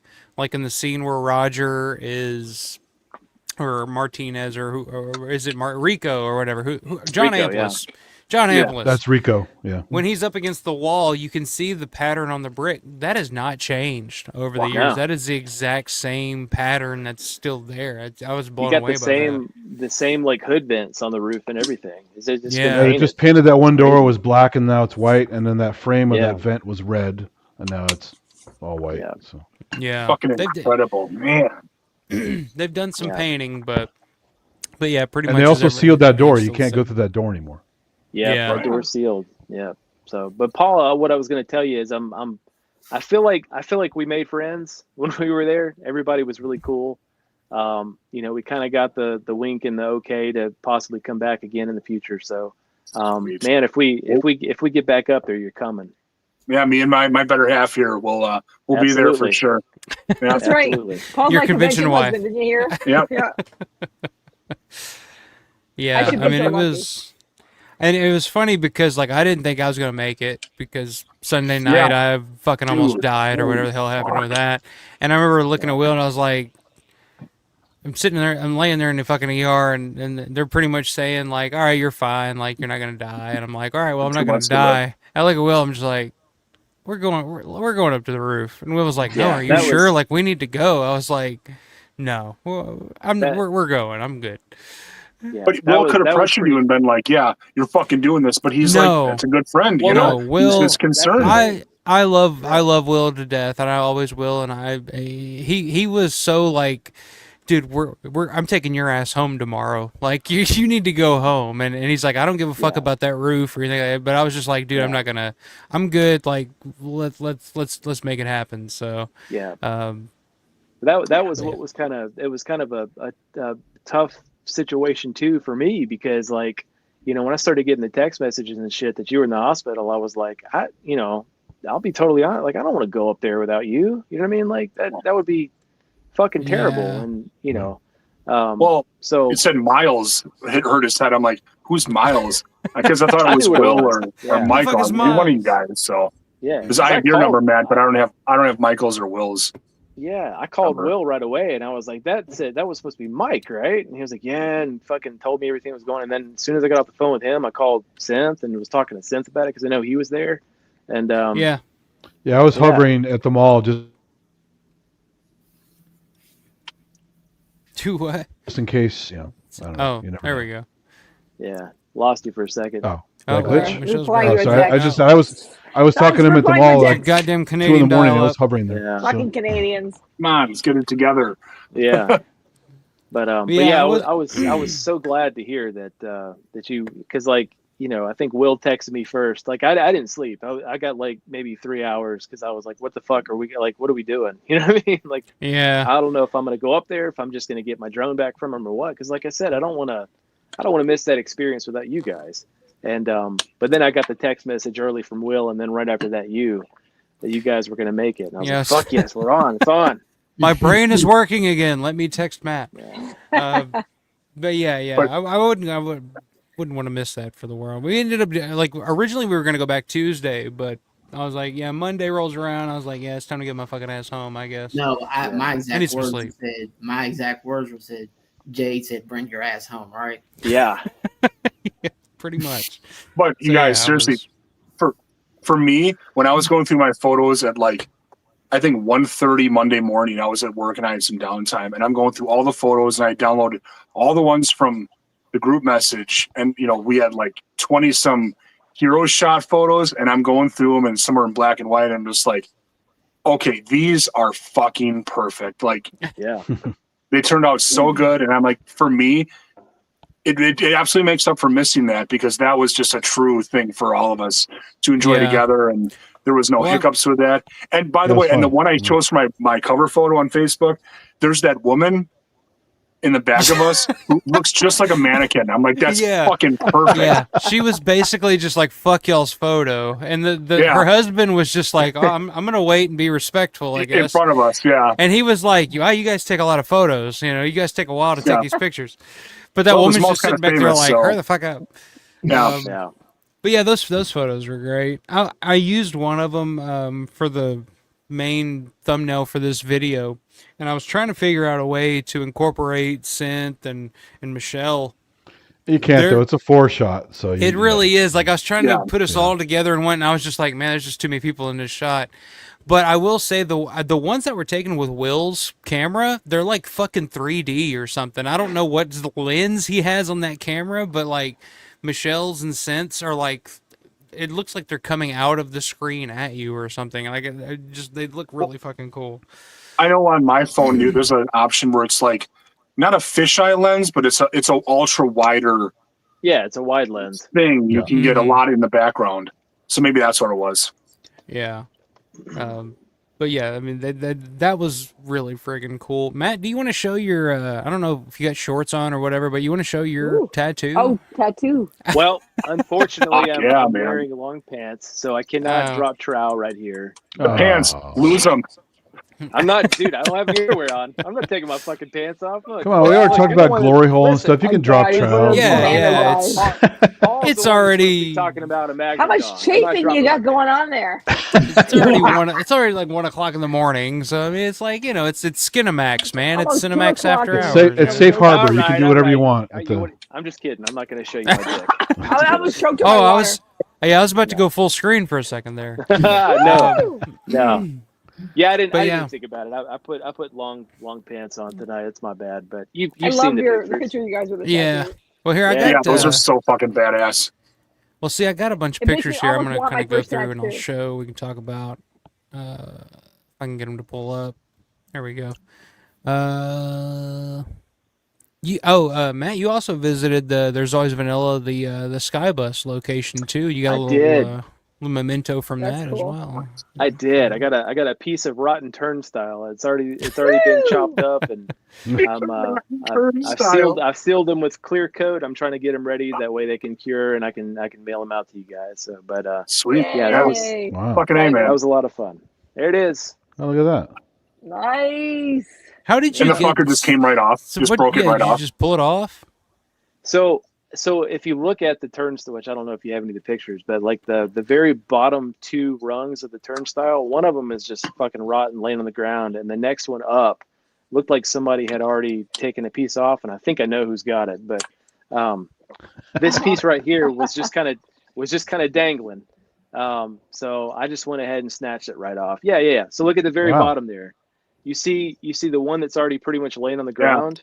Mm-hmm. The one right above it is the one that I snatched. But like I said, it's just sitting there rotten. It's whatever. But what's funny is if you look back behind there, the staircase.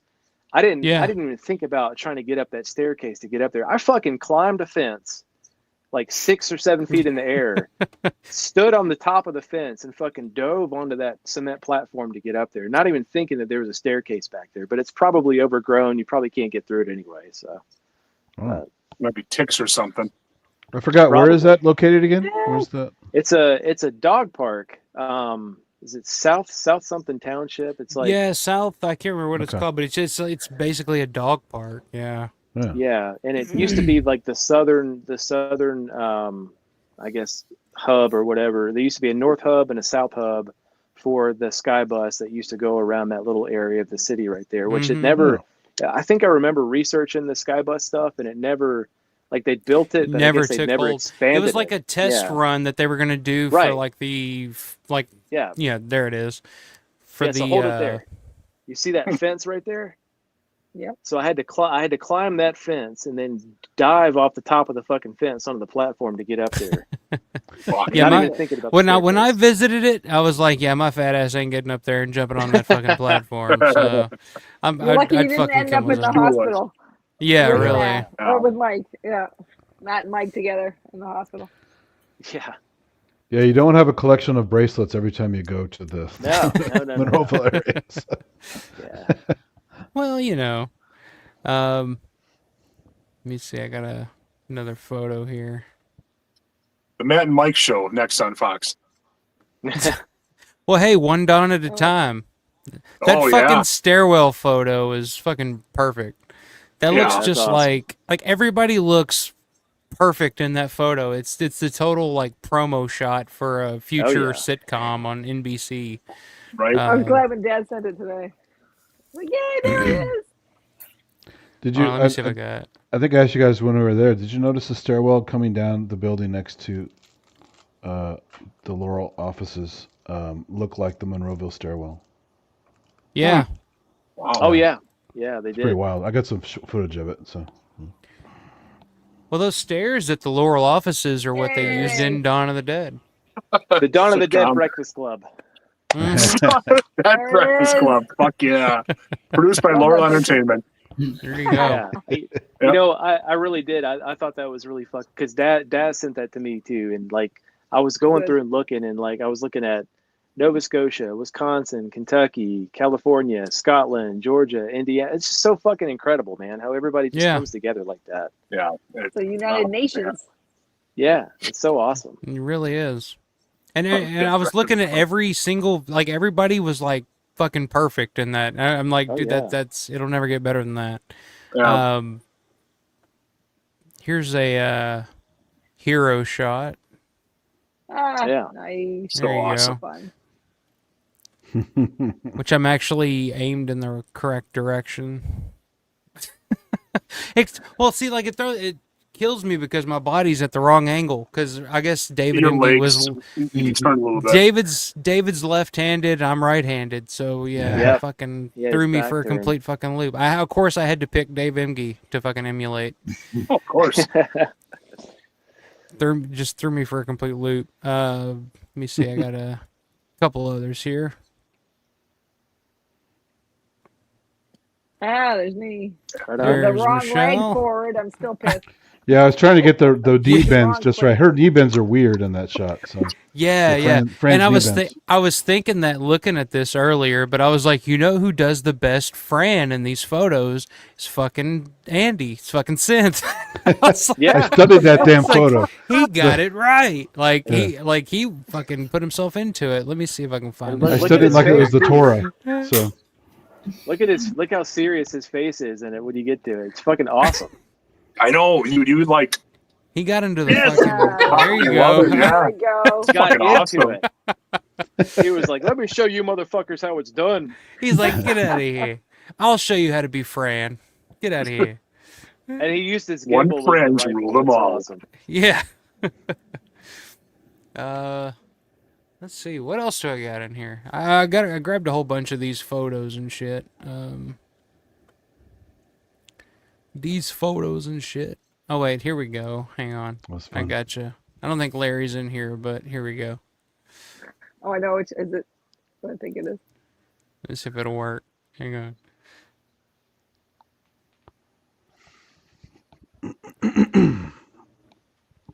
No, where'd he go? Ah, he just lays there at the altar bar. Oh yeah. Gotta play it again. That scream. Okay? It's perfect. And the zombies all converge. Tear me apart.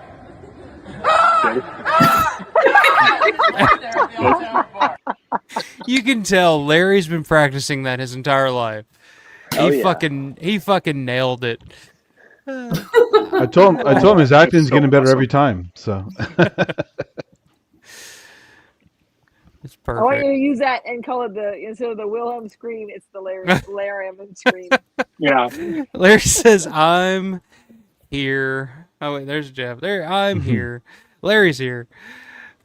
Dude, you fucking nailed it, man. Yeah, The fucking very good scream, job, Larry. perfect, exactly like Tasso. Yeah, I'm gonna have to use that. I forget who I told that, but I'm gonna take that audio clip, and anytime somebody says something completely out of fucking whack, out of left field, I'm just gonna play that audio clip of Larry losing his mind. They're just like, "What? Who the fuck would say that?" Oh. yeah, his flyboy walk was good. His his escalator zombie was good with the sweater zombie. I'm telling you, Roll fucking was on point. Peter rolled. fucking the Larry on that fucking tour. Like I said the other night, I was like, it's like watching a fish in water. It's like he's he's got it down. It's awesome. It's the best tour ever. Let's see, what else do I got on here? I grabbed a bunch of random just photos and stuff. You got the tattoo photo? I do somewhere. That's what I was starting to at here. There it is. There we go. Couple of tat daddies. Tat daddy. Look at Matt showing some skin there. Look at that. I know. There you go. A lot of skin. It's a cheesecake photo. And you showed Judith O'Day your night tattoo, didn't you? Did you show her that? I didn't get a chance to. No, you didn't get a chance to. Nope. I didn't get a chance to. It didn't make it back up there. I'm just gonna say that Mike with those flannels, that's the most skin I've ever seen on him exposed. Yeah. Hey, it's getting warmer. I told you I'm gonna pull out the fucking hoochie daddy shorts. The hoochie daddy shorts. Yeah. Right. I'll be putting my sunglasses on and see those white legs. That was funny as shit. First time Will saw me in shorts, he was just like, "Damn, look at them white ass legs." Only in the Midwest. Just don't show the Saskatchewan tat, so then everyone knows that one. The Saskatchewan tat. Yeah. I enjoyed that story. That was a John Russo story, wasn't it? Yeah. John Russo, yeah. He created that joke. That's here's the photo op at the Ritz. Oh yeah, there you go. Matt hooked us up with. I love it. Jarlath saying, "Look at this guy at my." Yeah, Jarlath is not putting up with my bullshit right now. It looks like. He's like, look at this guy in a fucking flannel. He's just shirt. like, who the fuck is this guy? Flannel shirt.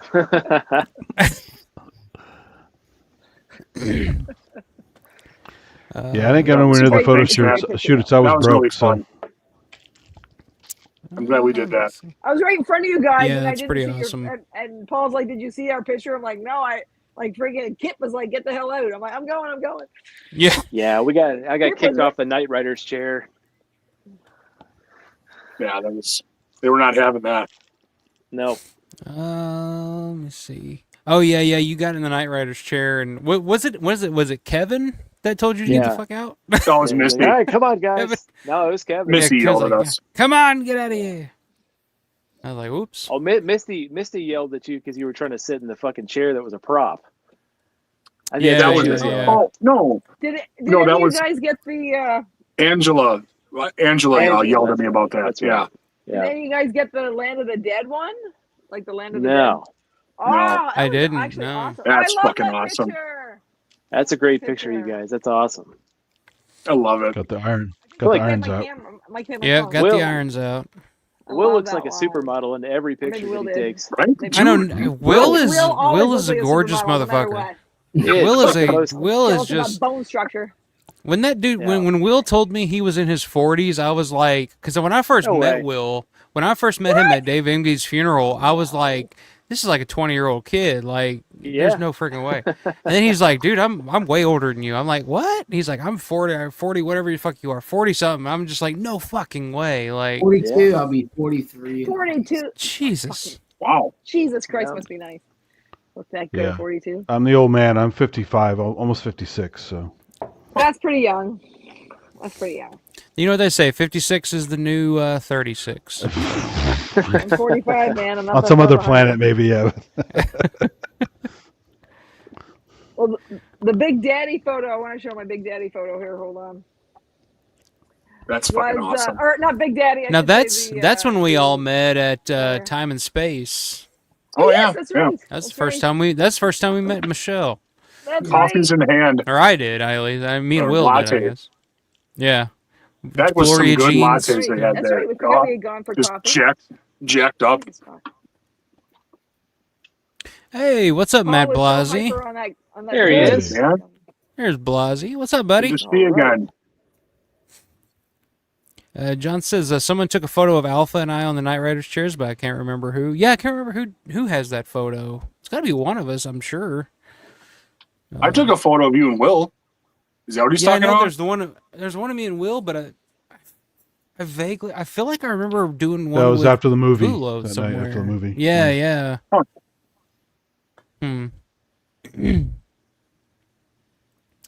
That's a great. God damn! I just want to go back now. Andy wasn't there though. Yeah.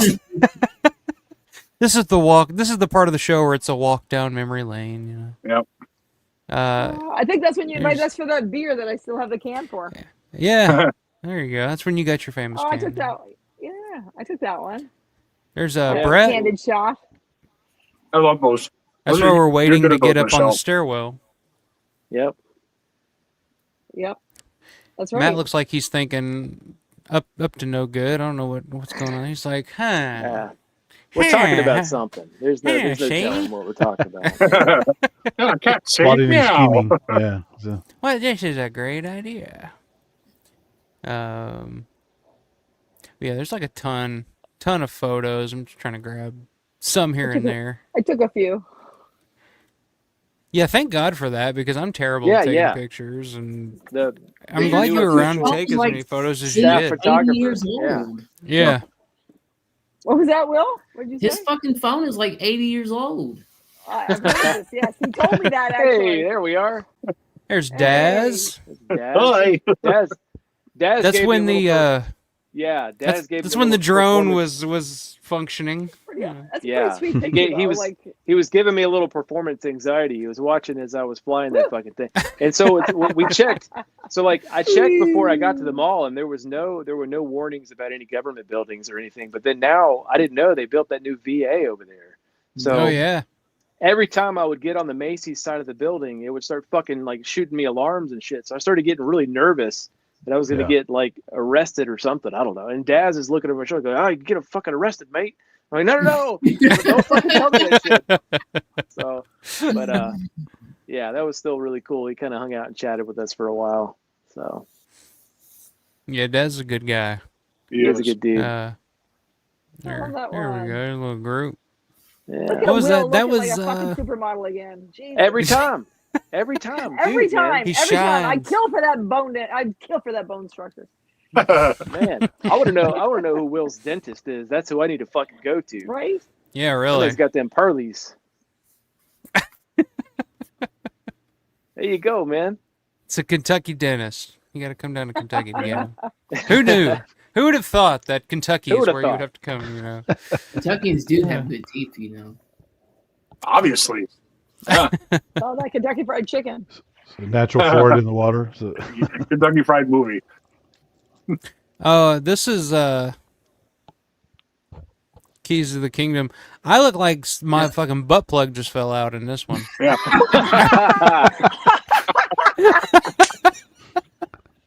There's somebody This one goosing looks you. like- I'm in the background Whoops. like texting or something. I don't know what I'm doing. Sim. Margaret handed those to me. She was like, "Here, take a selfie with them." Your face kills me. God, nobody Once makes again, nobody Will makes looking like stupid ass Superman. faces like me, but you know.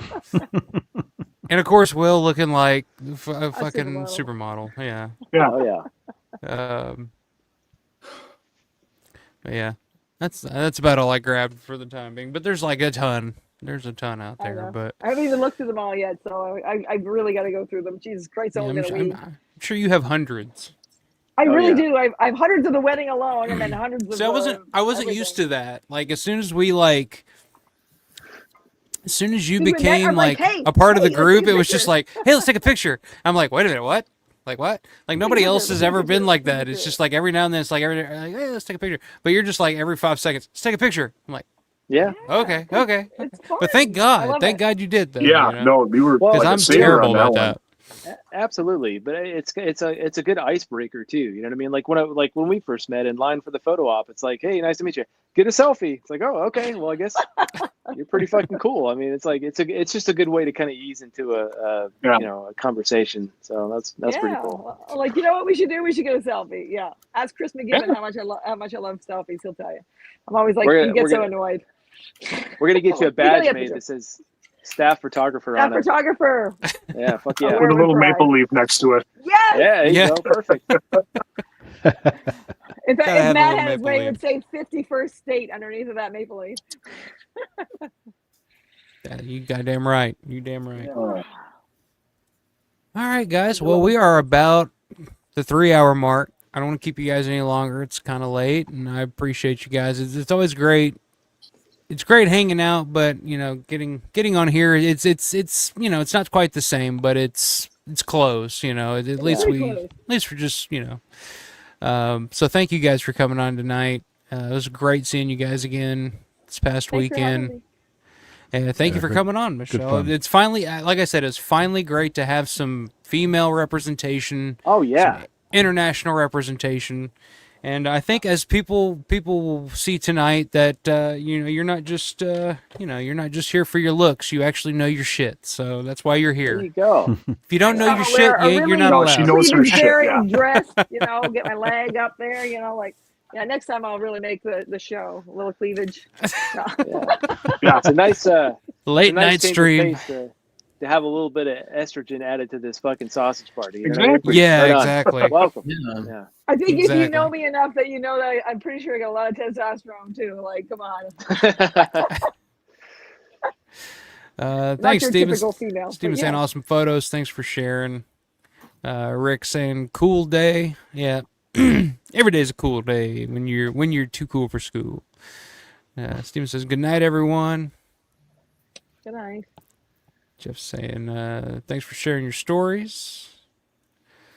So long, friends. Grant. It's finally good to know your actual name. So I'm just gonna start calling you Grant. So, but yeah, anybody have anything to promote, share, anything they got, anything, whatever you guys want to promote, or if you do anything, Paul. I know you're doing any drum videos anytime soon on your channel, or I got one Shoot. from Day of the Dead that I did a couple months ago. I'm going to post on the 40th theatrical cut of that.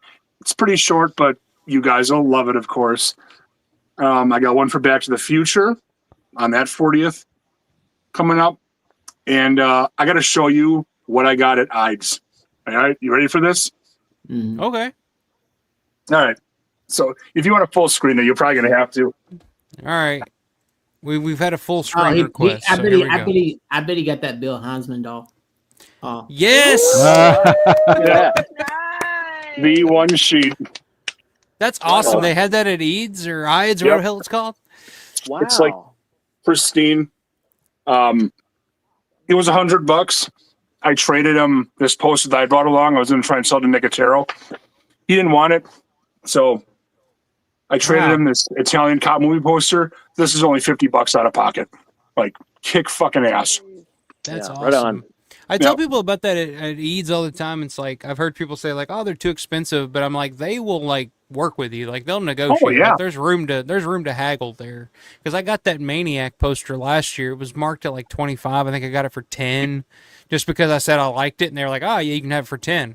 Just say you like something. They're like, "Yeah, you can have it for whatever." And I'm just like, they're pretty easy to negotiate with. That's awesome, man. there. I spent just enough time, I think, and I got a parking spot right in front of the door, which was like, wow, that's fucking awesome. Yeah, everything's coming up, Paul. Yeah, that's So pretty I'll fucking get- awesome. I'll get Russo's signature on that for sure. Yeah, I was gonna say you gotta get Russo's signature on. Get ready for that. the remake. He's going to do it. No, just in time for the remake. Yeah, Booby Hatch Seemed like he 2000. was serious. That's Yeah. right. Movie Hatch 2000, directed by Paul W.S. Anderson. Oh. Oh my lord. Perfect. I'd rather see if Brandon Salisbury would direct that. That would be fucking awesome. There you go. That should be his next project. Brandon's too busy working on good shit other than Exactly, Booby yeah. Hatch remake. So where can I find that documentary at? George A. Romero's Resident Evil.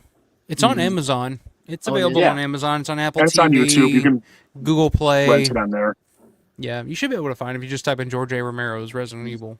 It's on there. It's a really good documentary. Like it'll fucking have you pretty depressed by the end, but in a good way. In a good way, Yeah, where you're just like, oh yeah. Yeah, I'm telling you, man. That when George Demick starts tearing up, that's when it got me. Yeah, that's pretty bad. I mean, Yeah, it's all real. I mean, yeah. it is, and Mhm. that's what's so beautiful about it. It's all real. It's all genuine. Good Yeah. stuff.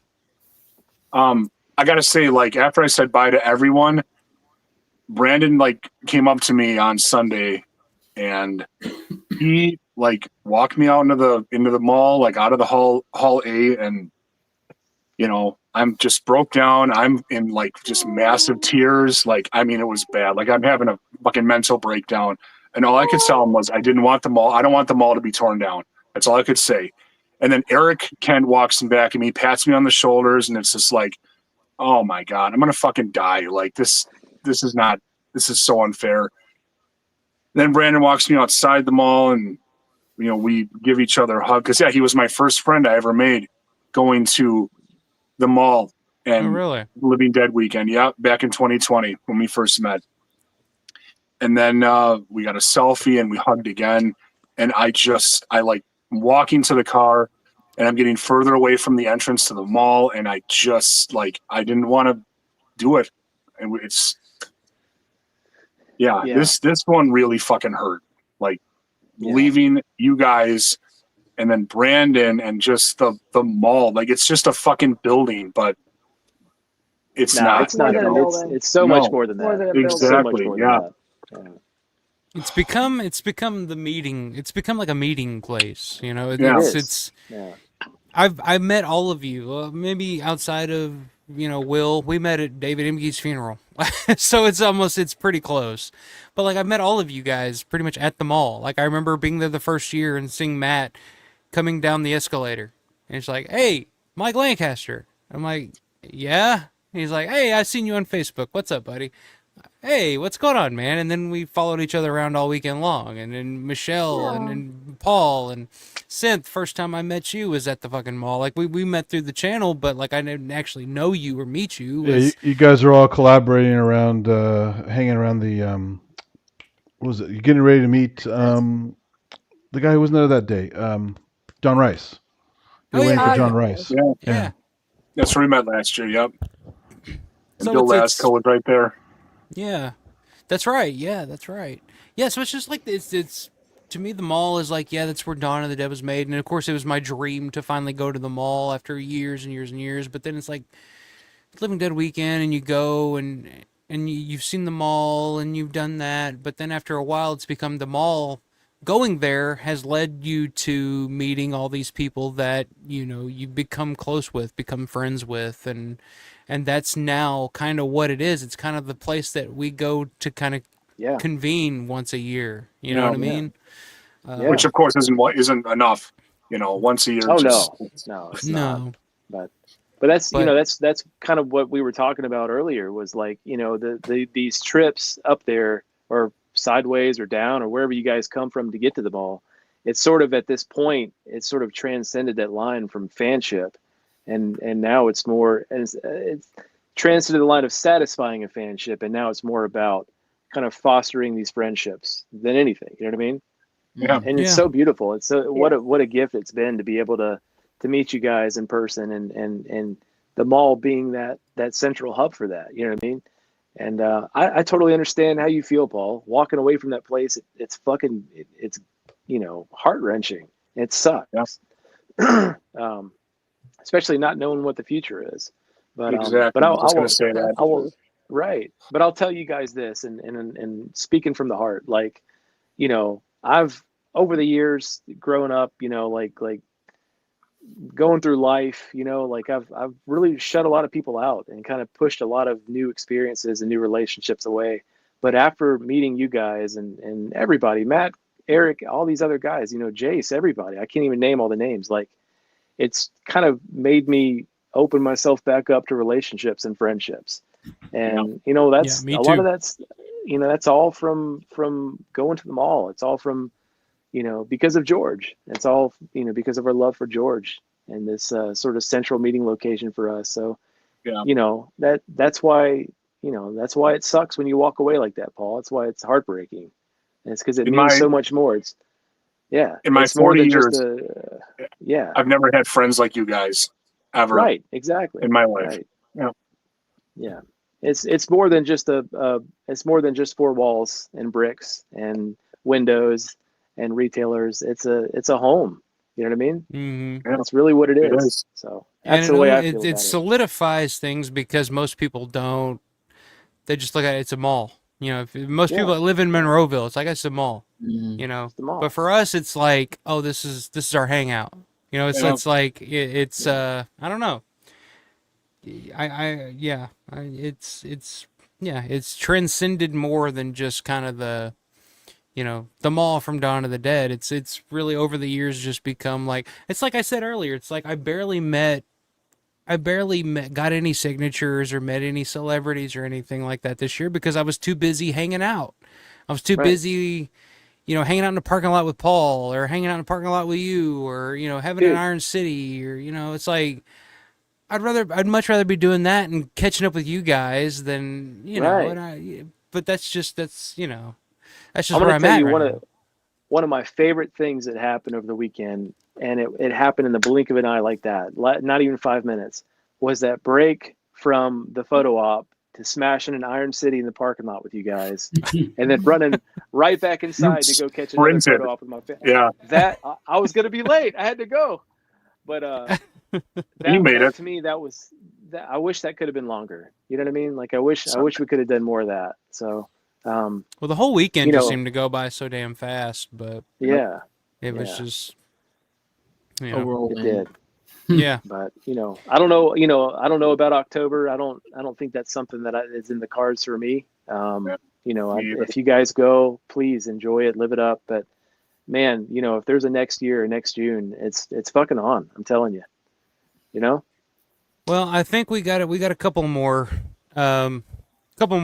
October, that's definitely one that I think is pretty much cemented. And then I think the plan is next June is the big Dawn of the Dead reunion. Anybody and everybody associated with Dawn of the Dead, like that's the goal from what I've heard from Kevin, Mandy. Like they want to get anybody and everybody that was ever associated with Dawn of the Dead to that mall for the send-off, farewell, whatever, So I would say there's still a couple of more coming. So just keep that in mind. But yes, Larry's got it right here. Next week, Heartstopper, aka Dark Cravings Watch Along. You better fucking believe Larry? it. Yeah. Yeah, Larry's WGON TV. Yeah, that's right. That's true, Jeff. It's Mecca. That's right. It is. Yeah. Fucking Mecca. Yep. It is the Mecca. Well, anybody else got anything they want to promote before we hop off here? Synth, you got anything coming up on your channel, man? Just look for all the local stuff I shot that was not able to upload yet. So the rooftop footage, the walkthroughs of the halls, just some cool stuff here and there, and a little bit of panel stuff, not too much. And that's all I can think of for now. I do have some photos too, I think, but most of the time it's just video running the whole time. I pull photos from the video. Although I did pull out my little trusty mobile 4K cam. So I have a couple times I was double shooting. That's what you saw on the rooftop. I had the two things like this. So I have some 4K footage because YouTube only does 720p. So I've got some extra nice footage. I can pull frames out of that. The hardest working man in YouTube. I'm telling you. No shit. I've always called you that, shit. Synth. The hardest working man on YouTube. So if you guys haven't subscribed to Synth's channel, at Synth Addict on YouTube, you're getting close to 1,000 subscribers, aren't you, man? I think last I checked, you were close to 900. So yeah, so pretty close. So that's not bad. But I may do, like I said, a Friday 13th thing tomorrow to celebrate the event. If I can muster that, we'll see. So if I can get it. Anybody else? Matt, are you going to be starting your channel anytime soon? I don't know, man. We'll see. Probably not. That's one of those things. Come where on. Listen, it's a time thing. It would be something where I would have to have help with it. It is what it is. But no, well, I told you, man. Anytime, if you ever decide you do, Paul's having issues. Paul fell. Paul sideways. Paul, are you all right? You said shit, goddammit. Oh, Paul, you good? Is he there? All right, I think we lost Paul. That must be a stock photo. Paul fell into the infinite. But like I was saying, if you ever decide to, if you need help with anything, you just let me know, man. I'll definitely help you anytime you need. Yeah. I happy to help too, Matt. If you need help with that, I'm a YouTube nerd, so. Well, I will say some of the mall footage that I shot with the drone. I sent that over to Jace. I think he's going to show that probably next week or the week after or something like that. I know he was gathering footage from people from the event, some of his friends to show. So. That's definitely free plug there for Jace. Yeah, Music Jace. and Monsters on YouTube. Every Thursday. Dude never misses a beat. Every Thursday. Drops a video. Thursday of the Dead. So check that out. If you guys are not subscribed to Jace, I don't know what you're doing, but... Yeah. And then one more thing really quick. I've been meaning to bring this up the last couple of times that I've been on here. Norman England. He, one of the coolest fucking dudes in the world.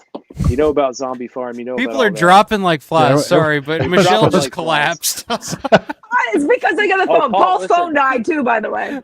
Paul's phone died. He just messaged that his phone died. Okay. My phone died twice. I came back. I'm just saying. Yeah. But I was actually lucky enough to get one of his actual hard copies of the Discreet Mall. Cool. Yeah, he was really cool enough to send that along. But one thing that he sent with me too, and I didn't know about this, he sent me this really cool flyer. I don't know if you can see that. I mean, there we go. Oh, that's cool. Yeah. So this is an advertisement for. He has been working on putting together a book of all of his photos that he took from the mall between 1982 and 1986. So cool. I asked him about it, and I was like, "Bro, why is this not out? Like, why? You know how many people would love to have this?" And he was like, "I don't know. I might like throw up a Kickstarter or something to get it going." And I was like, "Dude, please! You have no idea how many fucking people would buy that shit up." So if you're friends with him on Facebook or whatever, reach out, dude. Fucking let's hammer this guy and get this stuff out. I mean, I'm serious. I would die to see all of his photos. That would be incredible. And then Norman's, I think Norman's like the OG like Dawn guy. Like he was there like 80s, like he was there kind of before anybody else was. So I'm curious to see what all he has in his collection. Have you listened far enough into this where you can hear him actually say, "When there's no more room in hell," like to He himself? says two lines from the movie, I think. Yeah. It's really fucking cool. Oh yeah, I've listened to the whole thing from start to finish. It doesn't he like order a pretzel or something at one point? Yeah, in something. Something like it's that. just like, yeah. There he is. All right. Paul back. There we go. Hey, Paul's back. My Yeah, phone died same. twice, Paul. Don't feel bad. Just in time to say bye bye. Well, I'm on my iPod. Okay, Touch time right now, time so for I my got laptop to. 6%. So Yeah, we're all I'm gonna going die any sideways second here. now. Yeah, we're all falling. But no, he sent some really fucking cool Yeah. stickers too. I got some Monroeville Mall stickers. I guess he does the Garf in Japan, so he sent some Yes, Garf. that's why I know the name. Like, Yeah. yeah, some Garf stuff from Japan, and then the Box Arco Pitcairn stickers too. I thought that was pretty fucking cool. So. Yeah, I want one of those. But, I'll send you one. I got a handful of them. But That's my fantasy but no. football team's name, so I gotta represent. But no, man, we gotta hammer him for this stuff, man. We gotta get this book out. That would be awesome. So Yeah, for sure. Anyway, I don't know, Larry. Something here. Larry was saying, sadly, I guess he got cut off. I guess he was going to say something about Norman England. Something sadly, but I don't know. We'll see. We'll hang on a second, see if he corrects it. But anybody else got anything they want to promote? Anything you got coming up? Michelle, what do you got coming up? I don't have, well, aside from film festivals and the film festival in Pittsburgh in October, the Pittsburgh Moving Picture Festival, Thriller Picture Show that I'm a judge for. That's really cool. Should go to that. I have a just full screen this. I just want to show my photo up so that you can see that when it was the Land of the Dead one. And when I took the picture, Angela's taking it really quick, and friggin' Eugene Clark then yells out, why do the girls always have to touch my butt? I'm like, dude, it's because you're fucking tall, and that's where my hand goes. I'm so sorry. I do not want to touch your butt. I promise. Wow. Yeah, he was like complaining. What a because it was dick. I was like the third person in line, and the other two must have also done the same thing. He's like, why is it the girls always going to touch my butt? I'm like, listen. Well, you know why? It's an that's where extra my fucking hand is. $70 to touch his butt. So that's yeah, he didn't get a fucking payout for it. That's what it is. Yeah, you didn't pay for that right, Michelle. You didn't pay for that 75 right. with tax. That's all I got to say. Yeah. Eugene Larry's fucking Clark. saying, Larry says, sadly, Norman lost a lot of his collection when it was scanned for the laser disc in the mid Sadly, 1990s. He never got his stuff back. That was Wow. terrible. Yeah. Damn. Well, he's got some because he's working on this book. So. Wow. Yeah, it sucks. Anybody else before we get out of here? I'm gonna let you guys go. We're almost 3.5 hours into this shit tonight. I appreciate you guys. Always appreciate you guys. Love having you guys on. It just becomes a hang sesh, and I forget I'm doing a show, and that's kind of what I like to do. I like the hang sesh though. It's fun. I'm still Feels trying like to we're get there. out. Will's been very quiet tonight. He started the night off with the glory hole, and then he was just like, I'm just here to hang out. Yeah, I had to, Where I have to tone it back a little bit. Where do you go Come after on. after the glory hole comment? Where do you go after that? I guess, but Placidity. But all right, guys. Well, I'm gonna head out. I appreciate y'all. It was fun. For Good having seeing us. you guys Always. last weekend. You guys are always welcome to come back whenever. Thank you guys in the chat for watching tonight. I appreciate you guys as always. I'll be back, like I said, next weekend. I don't know what the fuck I'll be doing.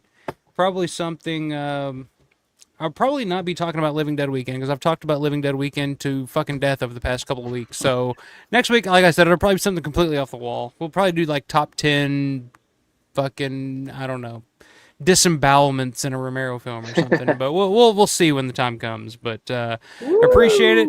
Thank you, Matt. Thank you, Awesome. Will. Thank you, I'm Paul. down. Michelle, Hey, it's a happy pleasure Father's having you Day. over there. Happy Father's Day, Mike. Happy Yeah. Father's Yes. Day. Happy Oh, yeah. Father's Day. Happy Happy Father's Daddy Day. Day. Yeah. Happy Daddy Day, Will. Yep. Everybody You make do sure top they 10 get. John Russo Okay. jokes. There we go. Top 10 John Russo jokes. I'll bring Michelle back on to cover that one. But yeah, make sure y'all get y'all's cake know, tomorrow. So happy Father's Day. Like, subscribe, fucking share, whatever you guys want to do. Shop.alpharomero.store. I'm going to work on some new designs coming up soon. Yes. So keep an eye out for that. I still need my subspecies design. I'm working on it. And Michael, tomorrow, watch out for that ashtray because it is Father's Day. So that's true. That is true. I will definitely keep an eye on it. But I will get my cake one way or the other by God. That's it. Yeah. So we'll see. But thank you guys, as always. Stay prepared. You're welcome, man. And stay scared. There we go. Good night, everybody.